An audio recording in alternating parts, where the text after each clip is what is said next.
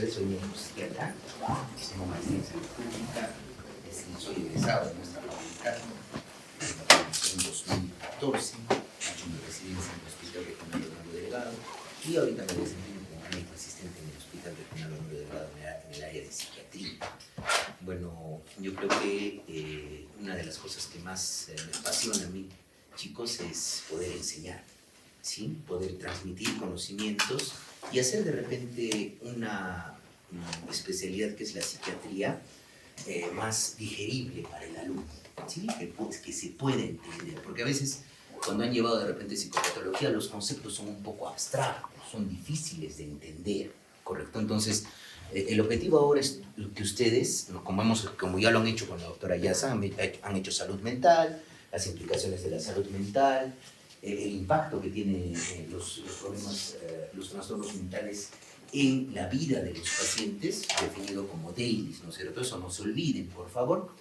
Y también hemos visto la diferencia entre lo que es enfermedad, entre lo que es trastorno y lo que es un síndrome, ¿correcto? Porque al final nosotros en psiquiatría no tratamos enfermedades específicas, salvo que sea una enfermedad orgánica, ¿no? Es decir, una enfermedad que compromete el sistema nervioso central, con un tumor cerebral, un lupus eritematoso sistémico, un hipotiroidismo, ¿no? Donde hay una enfermedad médica que explique la psicopatología que tiene el paciente. Ahí ya se transforma eso en un trastorno mental orgánico, donde hay una causa identificable. Y si tratamos la causa identificable, probablemente la sintomatología va a resolverse, ¿correcto? Entonces, probablemente dentro de todas las ramas de la medicina, la única especialidad que tiene una ciencia en sí para poder hacer diagnóstico, identificar síntomas y signos, es la psiquiatría. ¿Y a través de qué ciencia, a través de qué alcanza su carácter científico la psiquiatría? La alcanza a través de la psicopatología. En el semestre, ¿ustedes han llevado, en qué semestre llevaron psicopatología? Ya, quinto semestre. Ya, bueno, vamos a tratar de rememorar un poquito de lo que es la psicopatología, pero enlazado para qué, ¿no? Porque ustedes se van a dar cuenta cuando hagamos la siguiente clase en diagnóstico y tratamiento. Nosotros, para hacer el diagnóstico, hacemos una entrevista psiquiátrica, igual que una historia clínica, con anamnesis, síntomas principales, motivo de consulta, los antecedentes, y luego lo análogo al examen físico que hace el médico general. Para el psiquiatra es el examen del estado mental. Es valorar de manera transversal cómo está el estado mental actual del paciente, valorando ciertas funciones psíquicas específicas. Pero lo que yo quiero que recuerden es que el cerebro no funciona con percepción por un lado, pensamiento por otro lado, afectividad por otro lado, psicomotricidad por otro lado. No, nuestro cerebro no está dividido en esas funciones, funciona como un todo, ¿correcto? Es decir, se van a dar cuenta que muchas veces cuando está comprometida una función psíquica determinada, contamina las demás funciones psíquicas. Y ahí les voy a enseñar la gran diferencia entre lo que es primario y secundario, entre lo que es comprensible e incomprensible. En el año 1913, Carl Jaspers publica su libro Psicopatología General, y a pesar que han pasado más de 100 años de la publicación de este libro aún nosotros lo utilizamos para capacitarnos en psicopatología. Es un libro muy tedioso para leer. Yo les comento, yo he leído 4 veces ese libro para poderlo entender. Es un libro con mucha connotación filosófica, ¿sí? Y eso es probablemente lo más bonito de la psiquiatría, que conlleva conocer no solamente medicina, sino conlleva ciencias sociales, sociología, antropología, conlleva conocer filosofía, ¿correcto? Y probablemente, como les he comentado a sus otros compañeros, la psiquiatría es la única rama de la medicina que aún todavía ve al ser humano como un ser humano, ¿no es cierto? Y que ve probablemente lo que nos caracteriza como ser humanos, poder tomar o tener la capacidad para tomar decisiones, evaluar una determinada situación y planificar cómo puedo enfrentar este estresor en mi vida diaria, ¿correcto? Eso nos permite probablemente nuestro funcionamiento, ¿sí? Entonces vamos a ver lo que es psicopatología, ¿ya? Entonces nos preguntamos cuál es el objeto de estudio de la psicopatología. Entonces la psicopatología, el objeto de su estudio es la persona. no es un órgano, no es probablemente, yo no voy a estudiar el hígado, ni tampoco me voy a dedicar única y exclusivamente a estudiar el cerebro, ¿sí? Nosotros estudiamos en psicopatología a la persona en general y las conexiones significativas en su vida psíquica, ¿sí?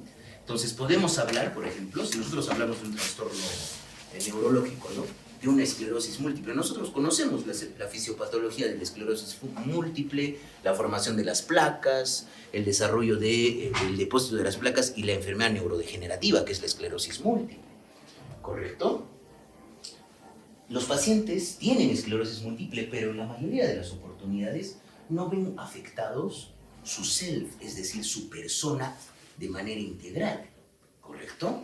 Sin embargo, un paciente que tiene un cuadro psicótico como la esquizofrenia va a ver afectada de manera muy profunda su self, es decir, su persona, esas conexiones significativas psíquicas. Se va a alterar su pensamiento, se va a alterar su cognición, se va a alterar su afecto, se va a alterar su sensopercepción.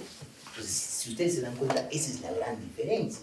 Y probablemente para hacer el diagnóstico psicopatológico, yo no tengo un examen auxiliar que me pueda diferenciar eso.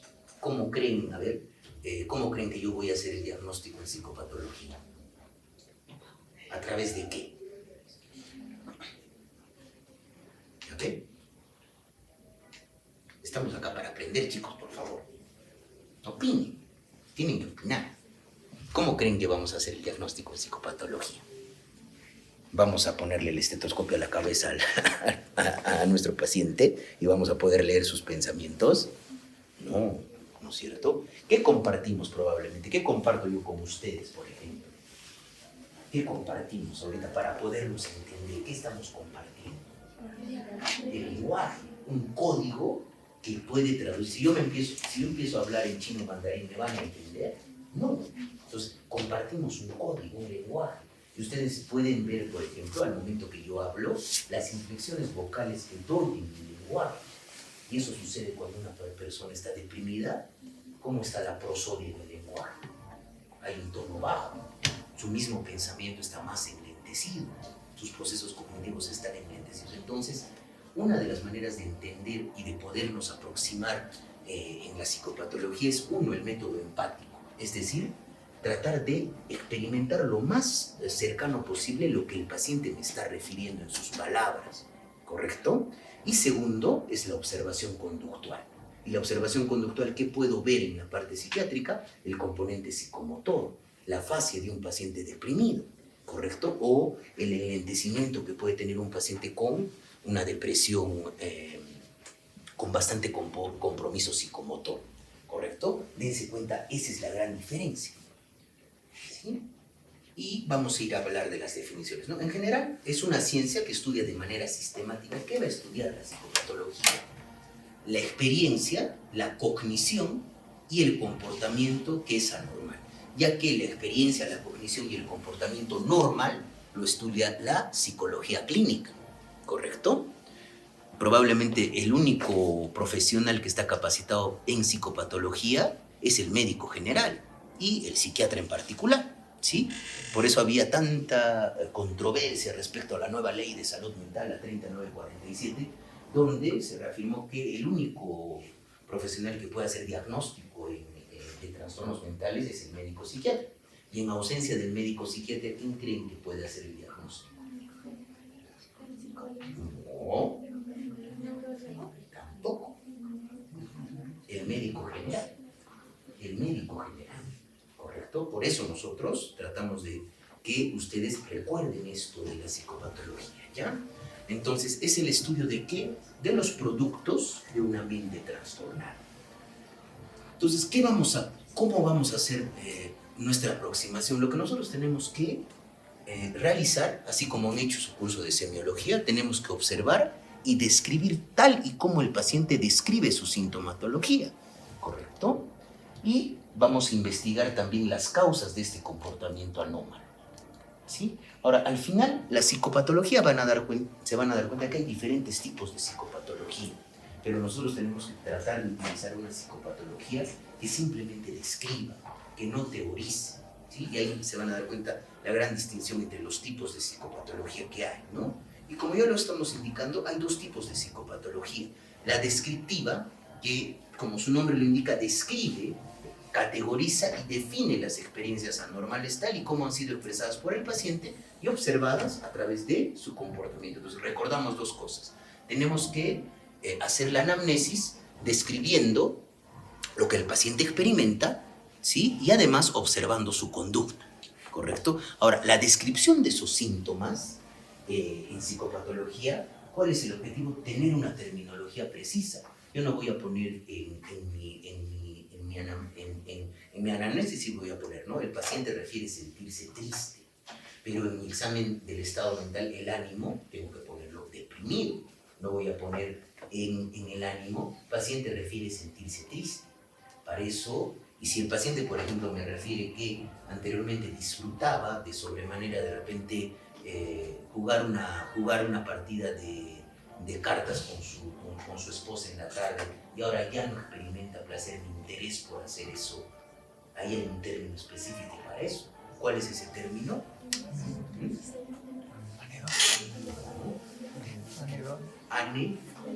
Anedonia.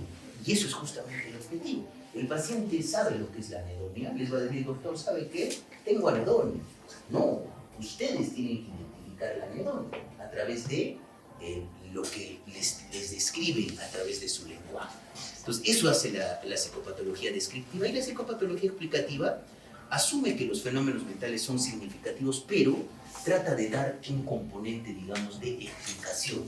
Por eso va a haber psicopatología explicativa, psicodinámica, que utiliza la teoría psicoanalítica de Sigmund Freud con el ello, el yo, el superyo, las defensas, ¿correcto? O también una psicopatología explicativa conductual, en función de, probablemente, la teoría conductual de Skinner o Watson, que ustedes de repente lo han visto en el colegio, ¿no es cierto? Si recuerdan, y esto es la evolución justamente de los experimentos de Pavlov. ¿Se acuerdan del perrito que le daban una descarga eléctrica y lo asociaban a otro estímulo que era el alimento? Entonces, cada vez que le daban la descarga eléctrica, el perrito salivaba. Y cuando quitaban la descarga eléctrica y le ponían el alimento, volvía a salivar. Eso es condicionamiento operante, por ejemplo, en función de eso. Pero nosotros tenemos que restringirnos a lo que es la psicopatología descriptiva. Y justamente esa psicopatología descriptiva utiliza un método que es el método fenomenológico. Y ese método fenomenológico tiene mucha correlación con lo que les estoy explicando en este momento. La fenomenología, justamente, es una rama de la filosofía, miren, dense cuenta, que trata de describir las experiencias de los seres humanos tal y como se presentan, ¿correcto? Eso es la fenomenología. Y Edmund Husserl es el padre de la fenomenología, y justamente aparece Karl Jaspers y lleva la fenomenología hacia la psicopatología. Y desde 1913 nosotros seguimos formándonos como fenomenólogos y haciendo psicopatología descriptiva. Entonces va a describir estos fenómenos basado en el estado subjetivo de la persona, la psicopatología descriptiva, como le digo, sin asumir algo teórico, simplemente describe, no asume una teoría, no asume por qué ese paciente está experimentando anedonia, ¿ya? Y acá va a haber dos cosas importantes, la forma y el contenido. Y acá lo que más nos va a importar es la forma, cómo se presenta la alteración a una determinada función psíquica, porque el contenido de una determinada, por ejemplo, idea puede variar bastante. Se van a dar cuenta cuando veamos alteraciones en el pensamiento, que las ideas delirantes, por ejemplo, pueden tener múltiples contenidos, pero lo que define la idea es su forma, que es delirante. Esa es la forma, ¿sí? Y evita explicaciones teóricas para estos acontecimientos psicológicos y describe y categoriza la experiencia normal detallada por el paciente y observada a través de su comportamiento. Entonces, difícilmente vamos a poder entender lo que es un síndrome psicótico si no tenemos claro lo que son los componentes nucleares de una psicosis, que viene a ser las ideas delirantes y las alteraciones sensoperceptivas, que son alucinaciones. Entonces, nosotros tenemos que saber qué es una alucinación y qué es una idea delirante. La alucinación es una alteración a nivel de la función de senso-percepción, y la idea delirante es una alteración a nivel del contenido del pensamiento. Entonces, eso es lo que yo quiero que estructuremos bien en la clase, ¿sí? Entonces, la evaluación empática, ¿a través de qué voy a hacer yo la evaluación de la experiencia subjetiva? Porque lo que el paciente me refiere es su subjetividad, ¿correcto? Entonces, ¿cómo yo voy a poder identificar tristeza si nunca me he sentido triste? ¿Cómo yo voy a poder identificar ansiedad si nunca me he sentido ansioso en mi paciente? Y ese es justamente el método empático y es justamente el punto de partida para establecer una relación o una alianza terapéutica, una relación médico-paciente importantísima entre el psiquiatra y su paciente, ¿correcto? Recuerden por favor eso. Y luego, observar el comportamiento del paciente. Y para eso, ¿qué utilizamos? Lo que les estaba diciendo, la fenomenología, ¿sí? Y acá tenemos justamente a Karl Jaspers y el uso de la fenomenología. Y lo que les decía, ¿no? En 1913 publica su libro Psicopatología General.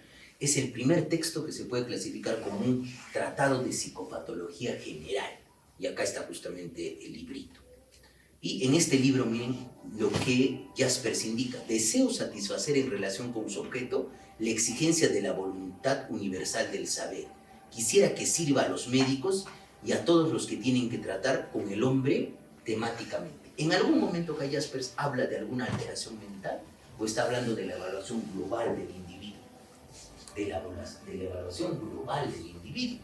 Y en ella introduce justamente lo que les decía, el método fenomenológico, para acceder a esas vivencias subjetivas del individuo, pero con una riqueza descriptiva inigualable. Y esa riqueza descriptiva se traduce, lo que el paciente me dice, lo voy a traducir en lenguaje psicopatológico con una terminología precisa, que al final del examen mental me va a permitir primero abordar un diagnóstico sindrómico. Y con lo que vamos a hacer en nuestro curso de psiquiatría vamos a poder identificar ese diagnóstico sindrómico hacia dónde se apunta más, hacia un cuadro psicótico, hacia un cuadro de ansiedad, hacia un cuadro afectivo, hacia un cuadro de consumo de sustancias. ¿Sí? Miren, ahora, esto es algo muy importante. Jaspers introduce este método de la comprensión. Entonces, nosotros al momento de valorar la parte subjetiva del paciente, va a haber cosas que no vamos a llegar a comprender. O sea, yo podría llegar a comprender por qué este paciente piensa que los alienígenas le han insertado un chip en el cerebro y a través de ese chip le están sacando sus ideas. ¿Es posible eso? ¿No puedo llegar a comprender por qué el paciente está creyendo eso? A ver, se puede llegar a comprender. Y ese método de la comprensión nos va a permitir, chicos, diferenciar lo que es primario de lo que es secundario. Lo que es primario es lo que no voy a poder llegar a comprender. Lo secundario va a ser lo que les decía, ¿no? Si tenemos un paciente, por ejemplo, con un estado de ánimo eufórico, que duerme 2 horas y piensa probablemente que esté en la cima del mundo, es contador, ¿correcto? Es contador, tiene el ánimo eufórico. Probablemente su pensamiento se va a contaminar con ese estado de ánimo eufórico y va a empezar a tener ideas comprensibles, va a tener ideas deliroides que son secundarias de grandeza. Pero, ¿qué está explicando que existan esas ideas deliroides secundarias de grandeza? El estado de ánimo alterado. ¿Sí? ¿Se dan cuenta? Eso es fácil de entender. Entonces, para estudiar la vida psíquica, relegando la explicación al mundo físico, para eso tenemos que tener una observación objetiva, utilizar una terminología precisa y diferenciar lo que les estaba indicando, ¿no? Forma y contenido. A nosotros, ¿no es cierto?, en psicopatología lo que nos importa y lo que nos va a permitir diferenciar los cuadros es la alteración en la forma, porque el contenido puede variar, chicos, ¿no es cierto? Ahora mismo, por ejemplo, anteriormente había mucho más ideas delirantes. En la época, por ejemplo, de la Unión Soviética, la Guerra Fría, había ideas delirantes respecto a la KGB, la CIA. Ahora, ya yo alguna vez he podido evaluar a un paciente con esquizofrenia que tenía ideas delirantes a través de espionaje de las redes sociales. ¿Se dan cuenta cómo la cultura influye en la expresión de los síntomas? ¿Se dan cuenta? ¿Sí? Forma y contenido, y la diferenciación es lo que les decía. Lo primario es lo que yo no puedo llegar a comprender. Por más que quiera utilizar el método empático y llegar a comprender lo que el paciente está experimentando, no lo voy a poder llegar a comprender. Eso es lo primario. Y lo secundario es porque hay alguna alteración en otra función psíquica que me está explicando por qué ese paciente está experimentando eso. Por ejemplo, si un paciente consume ahora es muy frecuente. Hace poco, por ejemplo, yo estaba de guardia en el servicio de emergencia de psiquiatría y vino una turista chilena que había hecho una ceremonia de ayahuasca, ¿sí? Y vino completamente psicótica, que tenía alucinaciones y tenía ideas delirantes de que sus padres querían hacerle daño, pero estaba completamente psicótica. Pero hay una correlación entre la ingesta de esta sustancia psicodélica y la expresión de los síntomas. Es decir, los síntomas más que todo son secundarios. Lo mismo sucede, por ejemplo, en una enfermedad médica, ¿no? Ustedes saben que el lupus se puede expresar como un lupus neuropsiquiátrico y puede generar alucinaciones, ¿correcto? Pero, ¿cuál es la causa de esa sintomatología? La patología del lupus, ¿no es cierto? Y para eso tenemos que utilizar el entendimiento empático y lo que les decía, nosotros nos tenemos que poner como médicos en los zapatos emocionales y cognitivos de nuestro paciente, ¿correcto? Eso es lo que tenemos que buscar a través del entendimiento empático. Entonces Jaspers habla, y esto es lo que yo les decía, ¿no? La forma debe mantenerse distinta de un contenido que a veces puede cambiar. Por ejemplo, la forma de una alucinación ha de distinguirse de su contenido, ya sea si se trata de un hombre, un árbol, figuras amenazantes, paisajes pacíficos. Las percepciones, las ideas, el juicio, los sentimientos, los impulsos, la conciencia de sí mismo son todas formas de fenómenos psíquicos y denotan el modo particular de existencia en la que el contenido se nos presenta. Entonces, lo que yo quiero que recuerden también de esta clase es que a nosotros, en psicopatología, nos interesa la forma. El contenido puede variar, incluso hasta, como les comentaba, respecto a la evolución, digamos, sociocultural de nuestra sociedad, ¿sí? Entonces, forma y contenido son esencialmente diferentes, pero están íntimamente entrelazados. Entonces, para eso Jaspers utiliza la fenomenología. La forma es la modalidad que da sentido, en el cual se nos presenta de repente una percepción, el ámbito cognitivo en el que se experimenta un aspecto particular de la vida psíquica. Si yo, por ejemplo, ahorita tengo la botella de su compañera ahí, ¿sí? Y la pongo acá adelante, todos sabemos que es una botella de agua. Nadie me va a decir, por ejemplo, que es un marciano, ¿no es cierto? Pero tenemos nuestras vías sensitivas de la parte neurológica que me permiten ver, integrar toda esa figura a través del sentido de la vista y darle un significado a mi cerebrito. Eso es una botella de agua. Yo no puedo decir que es una daga, ¿no es cierto? Eso es la forma. Aquellos aspectos impersonales de los síntomas mentales que garantiza su estabilidad en el tiempo y el espacio, es decir, elementos constantes, ¿correcto? Y el contenido, simplemente el contenido, va a variar o va a permitir colorear la experiencia subjetiva del paciente. Entonces, con esto yo les resumo que lo que nos importa, más que todo, es la forma antes que el contenido. ¿Sí? Vamos con un ejemplo. Miren, si un paciente delirante dice que hay un complot en su contra y que la CIA lo está espiando, mientras que otro paciente delirante dice, mi empleador está conspirando para matarme porque sé de sus actividades ilegales. Ambos pacientes tienen un delirio, ¿o no? A ver, díganme. Tienen una creencia con una convicción irrefutable, probablemente que esté impactando en su funcionamiento, ¿correcto? Pero el contenido difiere, ¿no es cierto? Tienen un delirio persecutorio del contenido y son psicóticos. Su contenido varía, pero no cambia nada el pronóstico. El paciente tiene una idea delirante, ¿correcto? Esa es la forma, ¿correcto? Y dentro de la forma vamos a ver diferentes tipos de ideas, ¿no? Hay ideas delirantes, hay ideas obsesivas, hay ideas sobrevaloradas, ¿correcto? Y acá, miren, el contenido del delirio de un paciente también es menos importante que el propio hecho que el paciente tiene una creencia falsa y fija. Esa es la definición del delirio.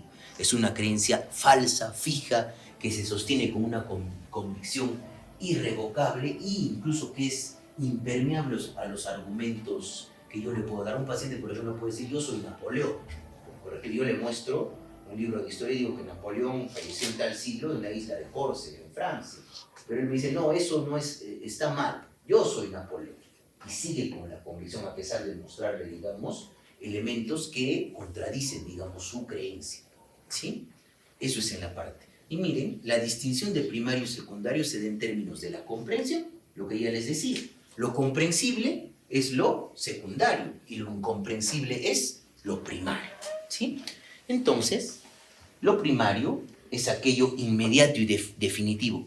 No se puede llegar a reducir más para su comprensión, por más que yo quiera, en ningún momento, por ejemplo, a través del método empático, yo no creo que ninguno de nosotros haya experimentado la idea de tirano, aún, ¿no es cierto?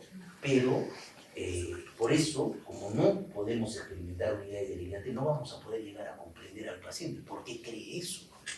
Y siguiendo, digamos, el caso del pensamiento lógico o racional, no hay una razón para que el paciente cree en eso, pero el paciente lo está creyendo, ¿sí? Y lo secundario es lo que emerge de lo primario y puede ser entendido. Un paciente bajo los efectos de la cocaína cree que es el mejor piloto de autos del mundo, lo que les decía. O un paciente de repente depresivo puede empezar a pensar que ha cometido un pecado imperdonable y merece morir. Entonces ahí se vuelve eso algo ya secundario. Pero ¿qué es lo primario? El ánimo deprimido. ¿Se dan cuenta? ¿Sí? Entonces, el método fenomenológico. ¿Cuál es el propósito del método fenomenológico? Un paciente describe que ha perdido el interés en jugar con sus nietos y a pesar que lo hace, no lo disfruta. ¿Sí? Entonces, estamos describiendo las experiencias internas de manera subjetiva del paciente. Y esto que experimenta el paciente solo le sucede con sus nietos o con otras actividades. Ordenamos esas experiencias y vamos a proponer una terminología fiable y una terminología que nosotros como profesionales de la salud podamos compartir, porque la anedonia va a ser la misma en Gran Bretaña que en China, ¿correcto? ¿Y cuál es el término, la definición de anedonia? Incapacidad para poder experimentar placer o pérdida de interés, ¿correcto? Entonces, a través del método empático, eso se define como anedonia, ¿sí? Tengan en cuenta eso. Entonces vamos a hablar, digamos, de algunas conclusiones respecto a la psicopatología descriptiva y el método fenomenológico. Entonces la psicopatología descriptiva, como ya lo hemos dicho, describe, categoriza y define las experiencias anormales. ¿Expresadas por quién? Por el paciente. ¿Y cuál va a ser la función de ustedes como estudiantes de psiquiatría? Poder utilizar y poder conocer ese lenguaje psicopatológico para ordenar todas esas experiencias y traducirlas a un lenguaje psicopatológico, ¿correcto? Entonces, además de observar su conducta, el médico, ¿qué va a hacer? Miren, dense cuenta, basado en este método fenomenológico de descripción, sin teorizar algo respecto a lo que está experimentando, vamos a darle una escucha atenta, vamos a observar de manera cuidadosa cómo interacciona con nosotros nuestro paciente en el examen mental y vamos a comprender a través de la empatía. Entonces, a través de la empatía va a haber cosas que no voy a poder comprender, eso es lo primario, y va a haber cosas que sí voy a poder comprender, eso es lo secundario, ¿correcto? ¿Y cómo funciona esto, chicos, en la práctica, no? La señora J se queja de que es infeliz, ¿sí? Entonces, la psicopatología descriptiva, ¿qué va a hacer? Va a averiguar sus pensamientos, y sus acciones sin tratar de explicarlos. No voy a buscar por qué esa señora se siente triste o que es infeliz. Y observa y describe su comportamiento. Va a describir sus hombros lánguidamente caídos, la tensión y la sudoración en sus manos, el sollozo extrañamente tranquilo e incontrolado que tiene, es decir, esa labilidad emocional al momento de hablar con el evaluador. ¿Y la fenomenología qué va a hacer? Va a requerir una rigurosa descripción de cómo se siente por dentro, es decir, de la experiencia subjetiva, a través del método empático. Es esa horrible sensación de no existir realmente y no ser capaz de sentir nada. Y le va a dar el término psicopatológico específico para esa sintomatología. Entonces, al igual que en semiología, nosotros en psicopatología vamos a identificar signos y síntomas. Recuerden que el signo es lo que el médico puede observar y el síntoma es lo que el paciente describe subjetivamente, ¿sí? Entonces, los signos es lo que el clínico observa. ¿Son susceptibles a qué? A la descripción externa. El aspecto, por ejemplo, la actitud, el aspecto, la actitud, la psicomotricidad, ¿no es cierto? El afecto con la mímica facial. Cuando uno está triste, ¿qué pasa con nuestra mímica facial? Tengo una sonrisa de oreja a oreja. Si yo en estos momentos, por ejemplo, les comento, ¿no? Recibo una llamada telefónica y me comunican que un familiar muy cercano mío ha fallecido y yo me empiezo a reír a carcajadas, ¿es apropiado ese afecto o es inapropiado? Inapropiado. Y ahí se van a dar cuenta. Así como también la conducta alucinadora es muy importante. Cuando ustedes hagan la práctica, van a ver que pacientes que tienen una psicosis a veces no establecen contacto visual de manera normal, o están muy desconfiados o suspicaces, o empiezan a hablar entre dientes, eso se llama musitación, o de repente pueden querer tocar cosas donde no hay, y eso en la observación conductual se llama conducta alucinatoria, y es un signo que nos hace pensar que ese paciente está teniendo producción alucinatoria en ese momento, ¿correcto? Miren, por ejemplo, acá, esto de acá que podemos ver, si ustedes ven acá se ve como una omega, ¿sí? Lo que les describo acá, ¿ven? ¿Sí? Eso es lo que se denomina el pliegue de Beragut o la omega de Beragut, ¿correcto? Que se produce justamente por una alteración a nivel del músculo corrugador frontal que se observa y se ha descrito por este psiquiatra Otto Beragut en los pacientes con una depresión melancólica, ¿ya? Y miren, por ejemplo, el aspecto y actitud. ¿Qué les llama la atención de esta figurita? ¿Cómo ven a esta señora a este lado? Está retraída, ¿qué más? ¿Cómo está su vestimenta? Oscura, está un poco descuidada, ¿no es cierto? ¿Y cómo la ven acá? Está sonriente, ¿cómo está su vestimenta? Tiene colores claros, ¿no es cierto? Y hay una diferencia, ¿no? Y esto es justamente lo que sucede, por ejemplo, en las características de la apariencia y la actitud de un paciente. Esto clásicamente es una paciente con un trastorno afectivo bipolar. Acá está en episodio depresivo, ¿correcto? Y acá está en episodio maníaco, ¿sí? Y eso es por eso lo importante en el aspecto y actitud, que probablemente es donde podemos identificar mayor cantidad de signos, ¿sí? Entonces, los síntomas es lo que el paciente describe con su lenguaje, sus vivencias subjetivas, ¿correcto? Y el clínico va a tener que desarrollar justamente, y esto es lo que tiene que hacer, ustedes tienen que aprender, ¿no? No de una manera como un psiquiatra, pero tienen que conocer los conceptos básicos. Es decir, transformar esas vivencias subjetivas en lenguaje psicopatológico para poderlo compartir con, primeramente para poder llegar a un diagnóstico y también compartirlo con otros colegas, ¿correcto? Y justamente Jaspers nuevamente aparece. Y miren, dense cuenta este ejemplo. Era otoño del año 1826, me sentí entumecido, en un estado de adormecimiento nervioso, como le ocurre a todo el mundo de vez en cuando, insensible al disfrute o a la excitación placentera. Uno de esos estados de ánimo donde lo que antaño resultaba placentero, ahora se torna insípido o indiferente. Inmerso en este estado de ánimo, decidí preguntarme a mí mismo, imagina que cumplieses todos tus objetivos en la vida, que todos los cambios que siempre has deseado en las instituciones y opiniones tuviesen lugar de forma inmediata en este mismo instante. ¿Te sentirías completamente feliz y satisfecho? ¿Qué pasaría si, por ejemplo, nosotros todo lo que deseamos en este momento se cumpliría? ¿Nos sentiríamos satisfechos? Probablemente sí, ¿no es cierto? Pero este paciente, ¿qué siente? Y un sentimiento autoconsciente difícil de reprimir, respondió claramente no. Y mi corazón se hundió en lo más profundo de mí mismo. Este paciente está experimentando anedonia, ¿sí? Está experimentando anedonia. Porque si ustedes, por ejemplo, les regalan un automóvil del año, ¿no se van a sentir alegres? Sí, se van a sentir alegres, ¿no es cierto? ¿Se dan cuenta? Entonces, el paciente está buscando los cambios que desearía, pero así se sucedan esos cambios, no experimenta ni un atisbo de reactividad emocional. Hay una anedonia, ¿sí? Anedonia, ¿ven?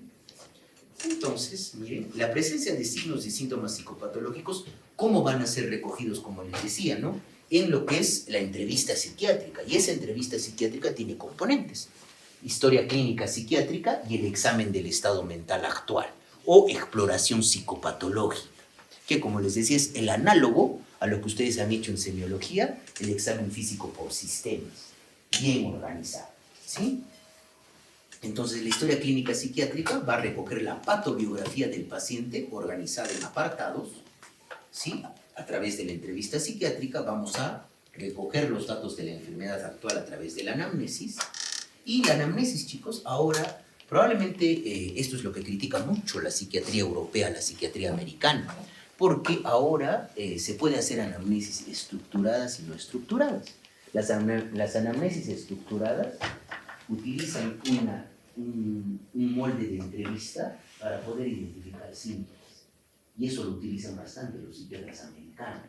Y es por eso justamente la gran crítica a la psiquiatría americana y la gran crítica hacia el DSM-5, que es una de las clasificaciones que nosotros vamos a utilizar. Porque si no, al final la psiquiatría se transforma en como si fuera un manual de cocina, ¿correcto? Donde el paciente tiene que cumplir tantos criterios para decir que tiene un determinado trastorno. Pero la psiquiatría no funciona así. Por eso se ha perdido esa tradición psicopatológica en la formación de nuestros estudiantes y también incluso de los especialistas, ¿correcto? Anamnesis no estructurada, que es la que nosotros tenemos que utilizar. Ahora, las anamnesis semiestructuradas y estructuradas más que todo sirven, chicos, cuando se hacen estudios epidemiológicos, ¿correcto? Porque sería, digamos, no sería, digamos, eficiente que un psiquiatra haga entrevistas a 1000 personas para hacer un estudio epidemiológico, ¿sí? Perderíamos, digamos, recursos.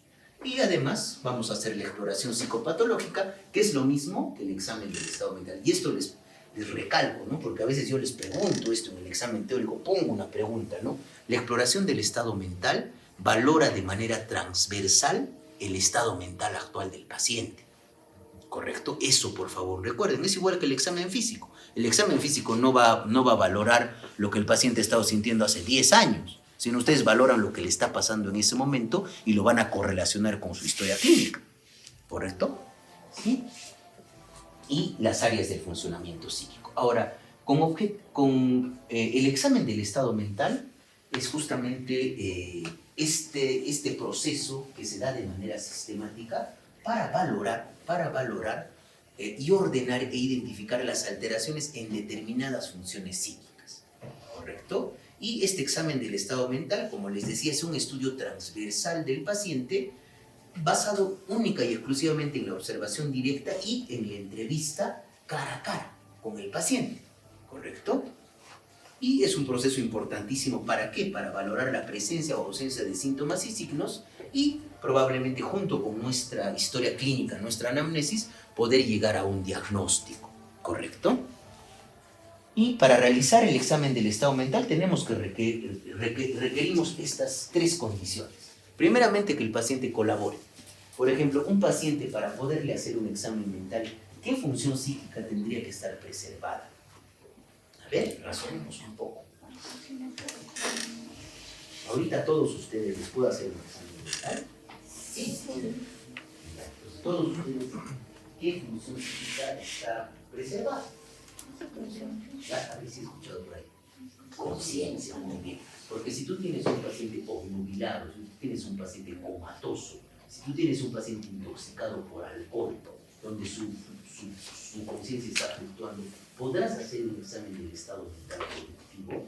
Es imposible, ¿sí? Es como si probablemente la conciencia, se van a dar cuenta, es el pilar básico para el funcionamiento de todo el resto de las funciones psíquicas. Porque si no hay un nivel de conciencia adecuado, yo no voy a poder valorar el pensamiento, no voy a poder valorar su lenguaje, no voy a poder valorar su percepción, no voy a poder valorar el cálculo, ¿sí? Dense cuenta de esto. Y ahora, esto es algo también muy importante, chicos.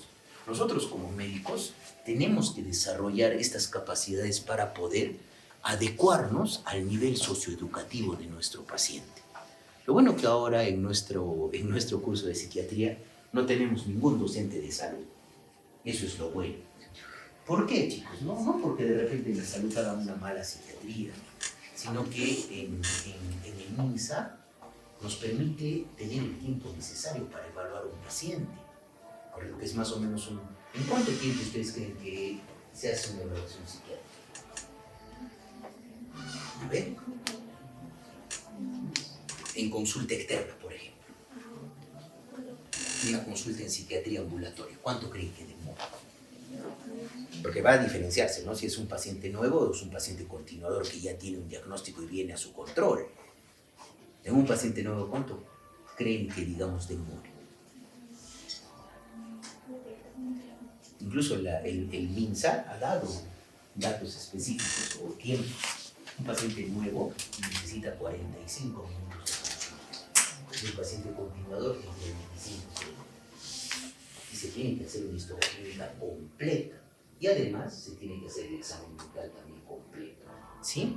Y también nosotros, chicos, tenemos que adecuarnos por la pluriculturalidad que existe en nuestro país, los diferentes niveles académicos. Nos tenemos que adecuar a el nivel educativo de nuestro paciente. Yo no le voy a explicar, ¿sabe qué, señor? Usted tiene anedonia, tiene ánimo deprimido, tiene además, de repente, catalepsia, tiene catatonía. La paciente no sabe qué son esos términos. Entonces yo tengo que adecuarme. Y eso es una regla máxima para la medicina en general, ¿correcto? Tenemos que tratar de evitar utilizar tecnicismo con nuestro paciente, ¿correcto? Y acá vamos a hablar del examen del estado. Teniendo en cuenta la estructura para la realización del examen del estado mental, vamos a poder identificar alteraciones en cada una de las funciones psíquicas. Ahora, lo que yo quiero que tengan en cuenta, este orden es un orden que uno sigue teniendo en cuenta, nosotros simplemente estamos tratando de ordenar las funciones psíquicas para que sea un poco más fácil hacer la exploración. Porque al final, cuando uno hace la exploración, hay siempre cosas que no están restringidas solamente a un área del funcionamiento psíquico. Esto es algo más que todo, en términos, digamos, para hacerlo un poco más fácil en la evaluación. Entonces, ¿qué vamos a evaluar? ¿No es cierto? Aspecto o apariencia, psicomotricidad, que viene a ser conducta, vamos a valorar lenguaje, afecto y estado de ánimo, vamos a valorar pensamiento. Dentro del pensamiento quiero que yo recuerden dos cosas. El pensamiento tiene dos componentes. El curso o forma del pensamiento, cómo una idea se va asociando con otra idea. Lo normal es que yo pueda seguir una idea, me conlleva a seguir a otra idea. No en un momento de repente pienso en algo y de ahí la otra idea se va a otra idea, de ahí se va a otra idea, ahí hay una alteración formal del pensamiento, ¿ya? Forma, proceso, forma del pensamiento y el contenido del pensamiento. Y la capacidad abstractiva también. Luego valoramos la sensopercepción, donde vamos a identificar las alteraciones a nivel del componente sensoperceptivo, vamos a poder identificar ilusiones, alucinaciones, pseudoalucinaciones. Y luego valoramos lo que se conoce como la evaluación de la cognición, ¿correcto? Esta evaluación de la cognición tiene que ver con la valoración de la conciencia, de la atención y la concentración, de la memoria, de la orientación, la inteligencia, que es la capacidad de utilizar información y poderla transformar, ¿correcto? El juicio, ahí vamos a valorar dos tipos de juicio, el juicio de realidad y el juicio crítico, ¿correcto? Probablemente en un paciente psicótico que tiene ideas delirantes y tiene alucinaciones, va a tener comprometido el juicio de realidad o no, porque al final cuando se produce un compromiso del juicio de realidad, el paciente confunde su realidad subjetiva interna con la realidad objetiva interna y piensa que están fusionadas. Es por eso que el paciente afirma que sus vecinos lo están envenenando, por ejemplo, y indica que sí lo están envenenando, ¿sí? Y las funciones biológicas y las repercusiones somáticas. Tengamos en cuenta, chicos, y esto quería explicarles, ¿no es cierto?, que probablemente el órgano efector para todo lo que es el funcionamiento psíquico es el cerebro.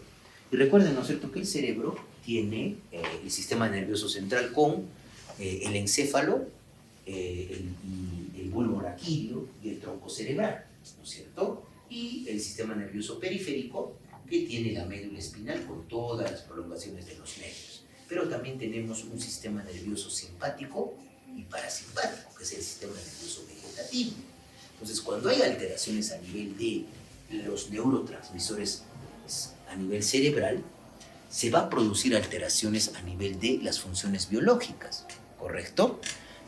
Por ejemplo, se va a alterar el apetito, se va a alterar el sueño. Recuerden, por ejemplo, que el sueño está regulado justamente por el hipotálamo. Hay ahí justamente un reloj biológico que nos permite adecuar nuestro día a día con la luz del sol y el anochecer. Y eso tiene que ver con el núcleo supraquiasmático, la liberación justamente de propio, melanocortina, la POMC que se transforma después en melatonina, ¿correcto? Tengan en cuenta eso, el sueño también. Ahora, si nosotros recordamos, ¿no es cierto? Cuando se produce una activación del sistema nervioso simpático, ¿qué sucede con la frecuencia cardíaca? Aumenta. Y eso es lo que sucede muy probablemente cuando un paciente tiene una disregulación en noradrenalina y hay un disparo de noradrenalina en el cerebro por un cuadro probablemente de ansiedad y desarrolla un ataque de pánico súbito, con esa sensación de muerte inminente, palpitaciones, sudoración, sensación de vértigo, incluso esa misma noradrenalina actúa a nivel del sistema nervioso entérico y hace que el paciente tenga una deposición líquida. O muchas veces yo he visto estos chicos en mi práctica clínica, mujeres que tienen cuadros de ansiedad, empiezan a experimentar poliaquiuria y la paciente empieza a preocuparse, puede tener una infección del tracto urinario. Se hace un examen completo de orina y el examen completo de orina es negativo. ¿Sí? Entonces recuerden por favor así. Ahora, otra de las implicaciones también es la parte del deseo sexual.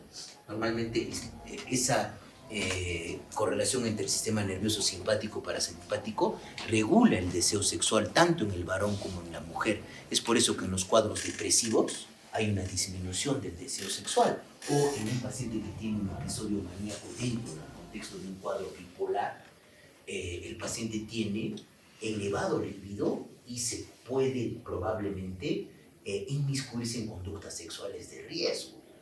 ¿Sí? Tengamos en cuenta esto, las repercusiones biológicas de los síntomas somáticos.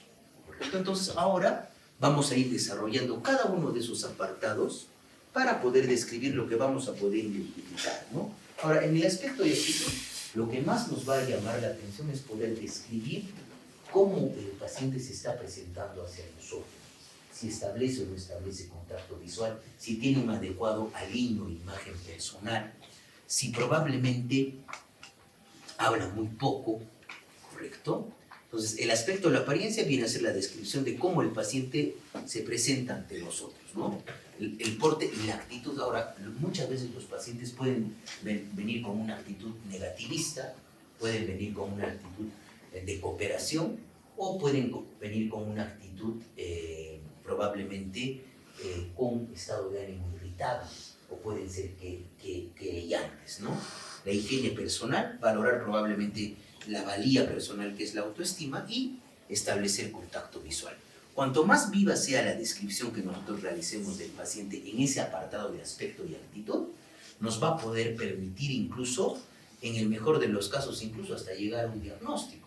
Si ustedes ven a un paciente que ingresa a la consulta con probablemente un descuido completo de higiene y aseo personal, que lleva probablemente un montón de ropa una encima y otra, la barba probablemente muy crecida, ustedes se van a dar cuenta que ese paciente ha perdido el juicio de realidad, ¿correcto? Porque ha perdido esa capacidad de autocuidarse, ¿correcto? Describimos las características del cabello, el vello facial, el rostro, los ojos, la complexión corporal. Recuerden que cuando han hecho semiología había, digamos, los biotipos de Kretschmer, ¿no es cierto? El biotipo leptosómico, el biotipo pícnico y el atlético. ¿Sí recuerdan? Cuando hicieron biotipos de Kretschmer. ¿Y quién creen que era Kretschmer? ¿Qué especialidad creen que tenía Kretschmer? A ver, era psiquiatra. ¿Ya? Él estableció esos biotipos que hasta ahorita lo utilizan en semiología, ¿no? Ahora, si presenta cicatrices, tatuajes, hay que preguntarle, chicos, cuál es el significado para ese paciente de los tatuajes. Porque nosotros no podemos decir, y esa es una creencia racional, que un paciente que tiene tatuajes tiene patología psiquiátrica. No es así, ¿correcto? Sí, también si hay piercing, tenemos que describirlo. Entonces, en el aspecto de actitud, por ejemplo, lo que les decía, un hombre desaliñado, que vista capas de ropa absurdas y que no combinadas, nosotros vamos a pensar que este paciente está desorganizado y padece una esquizofrenia hasta que no se demuestre lo contrario, simplemente con el aspecto y actitud, ¿correcto? Y una mujer, digamos, extravagante, vestida seductoramente con un maquillaje brillante y que entra al consultorio con un exceso de energía, sugiere que está con un episodio de manía, ¿correcto? Entonces, eso es lo importante del aspecto o apariencia. Luego vamos a valorar la psicomotricidad y probablemente la psicomotricidad, chicos, es el componente que tiene mayor explicación, digamos, neurológica, ¿correcto? Porque nosotros para el movimiento tenemos dos sistemas, ¿no es cierto? El sistema piramidal y el sistema extrapiramidal, ¿correcto? Y además también el cerebelo que coordina los movimientos, ¿sí? Entonces, respecto a la conducta, engloba términos equivalentes a psicomotricidad. Entonces, por eso va muy de la mano con el aspecto o la apariencia. Entonces, el control cerebral del movimiento, hay una integración predictiva a nivel del cerebro y funciona.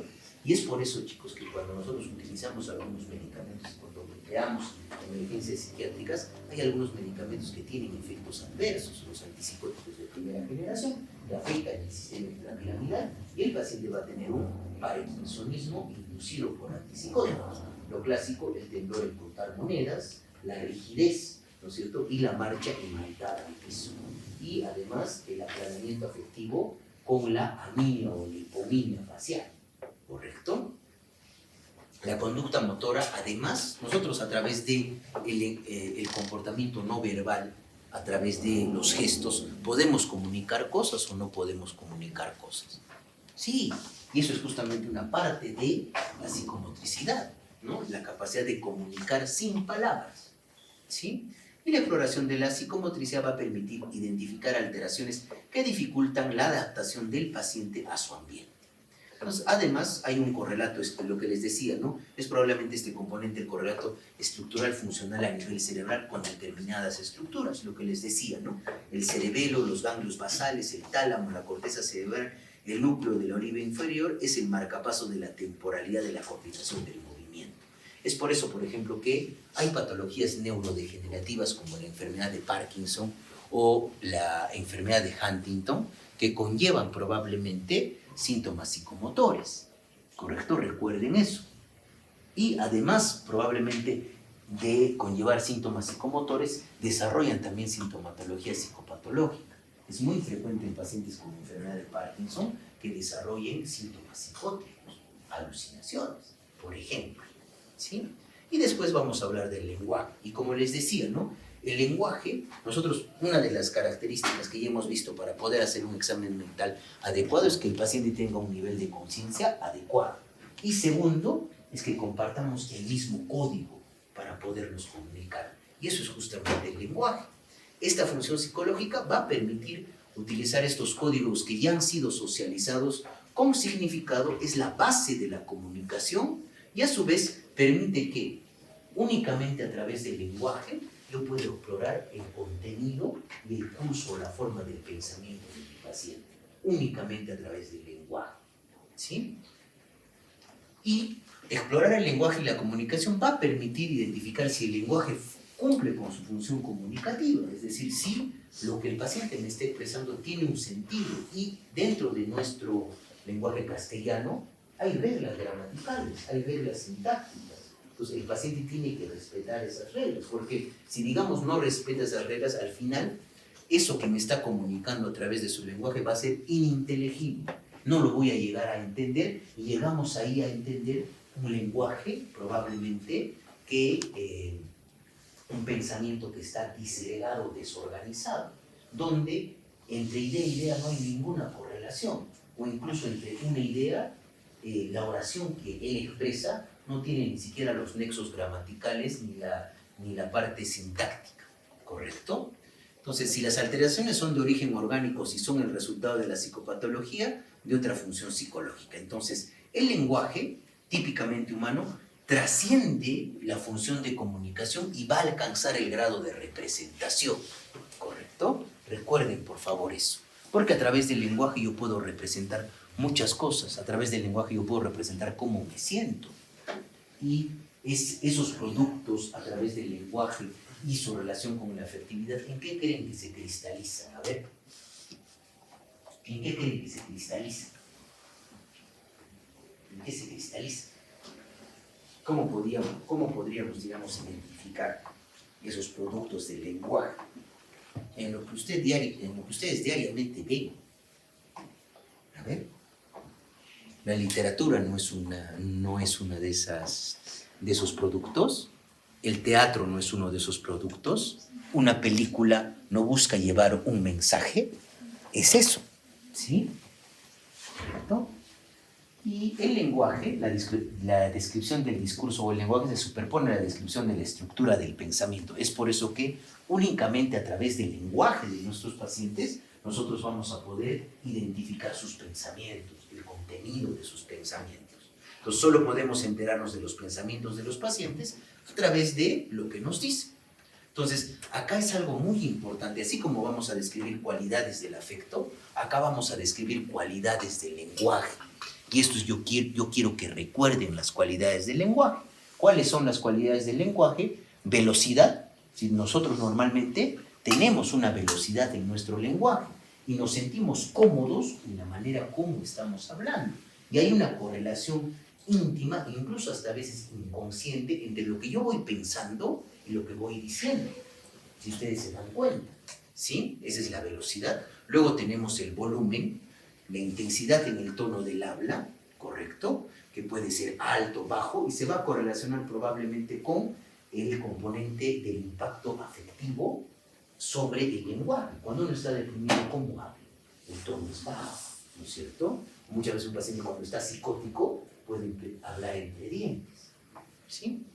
Luego la latencia de respuesta. Esto nos permite, chicos, valorar, digamos, en cuánto tiempo el paciente responde una pregunta. Cuando el pensamiento está desorganizado y está bien disgregado, la latencia de respuesta está aumentada.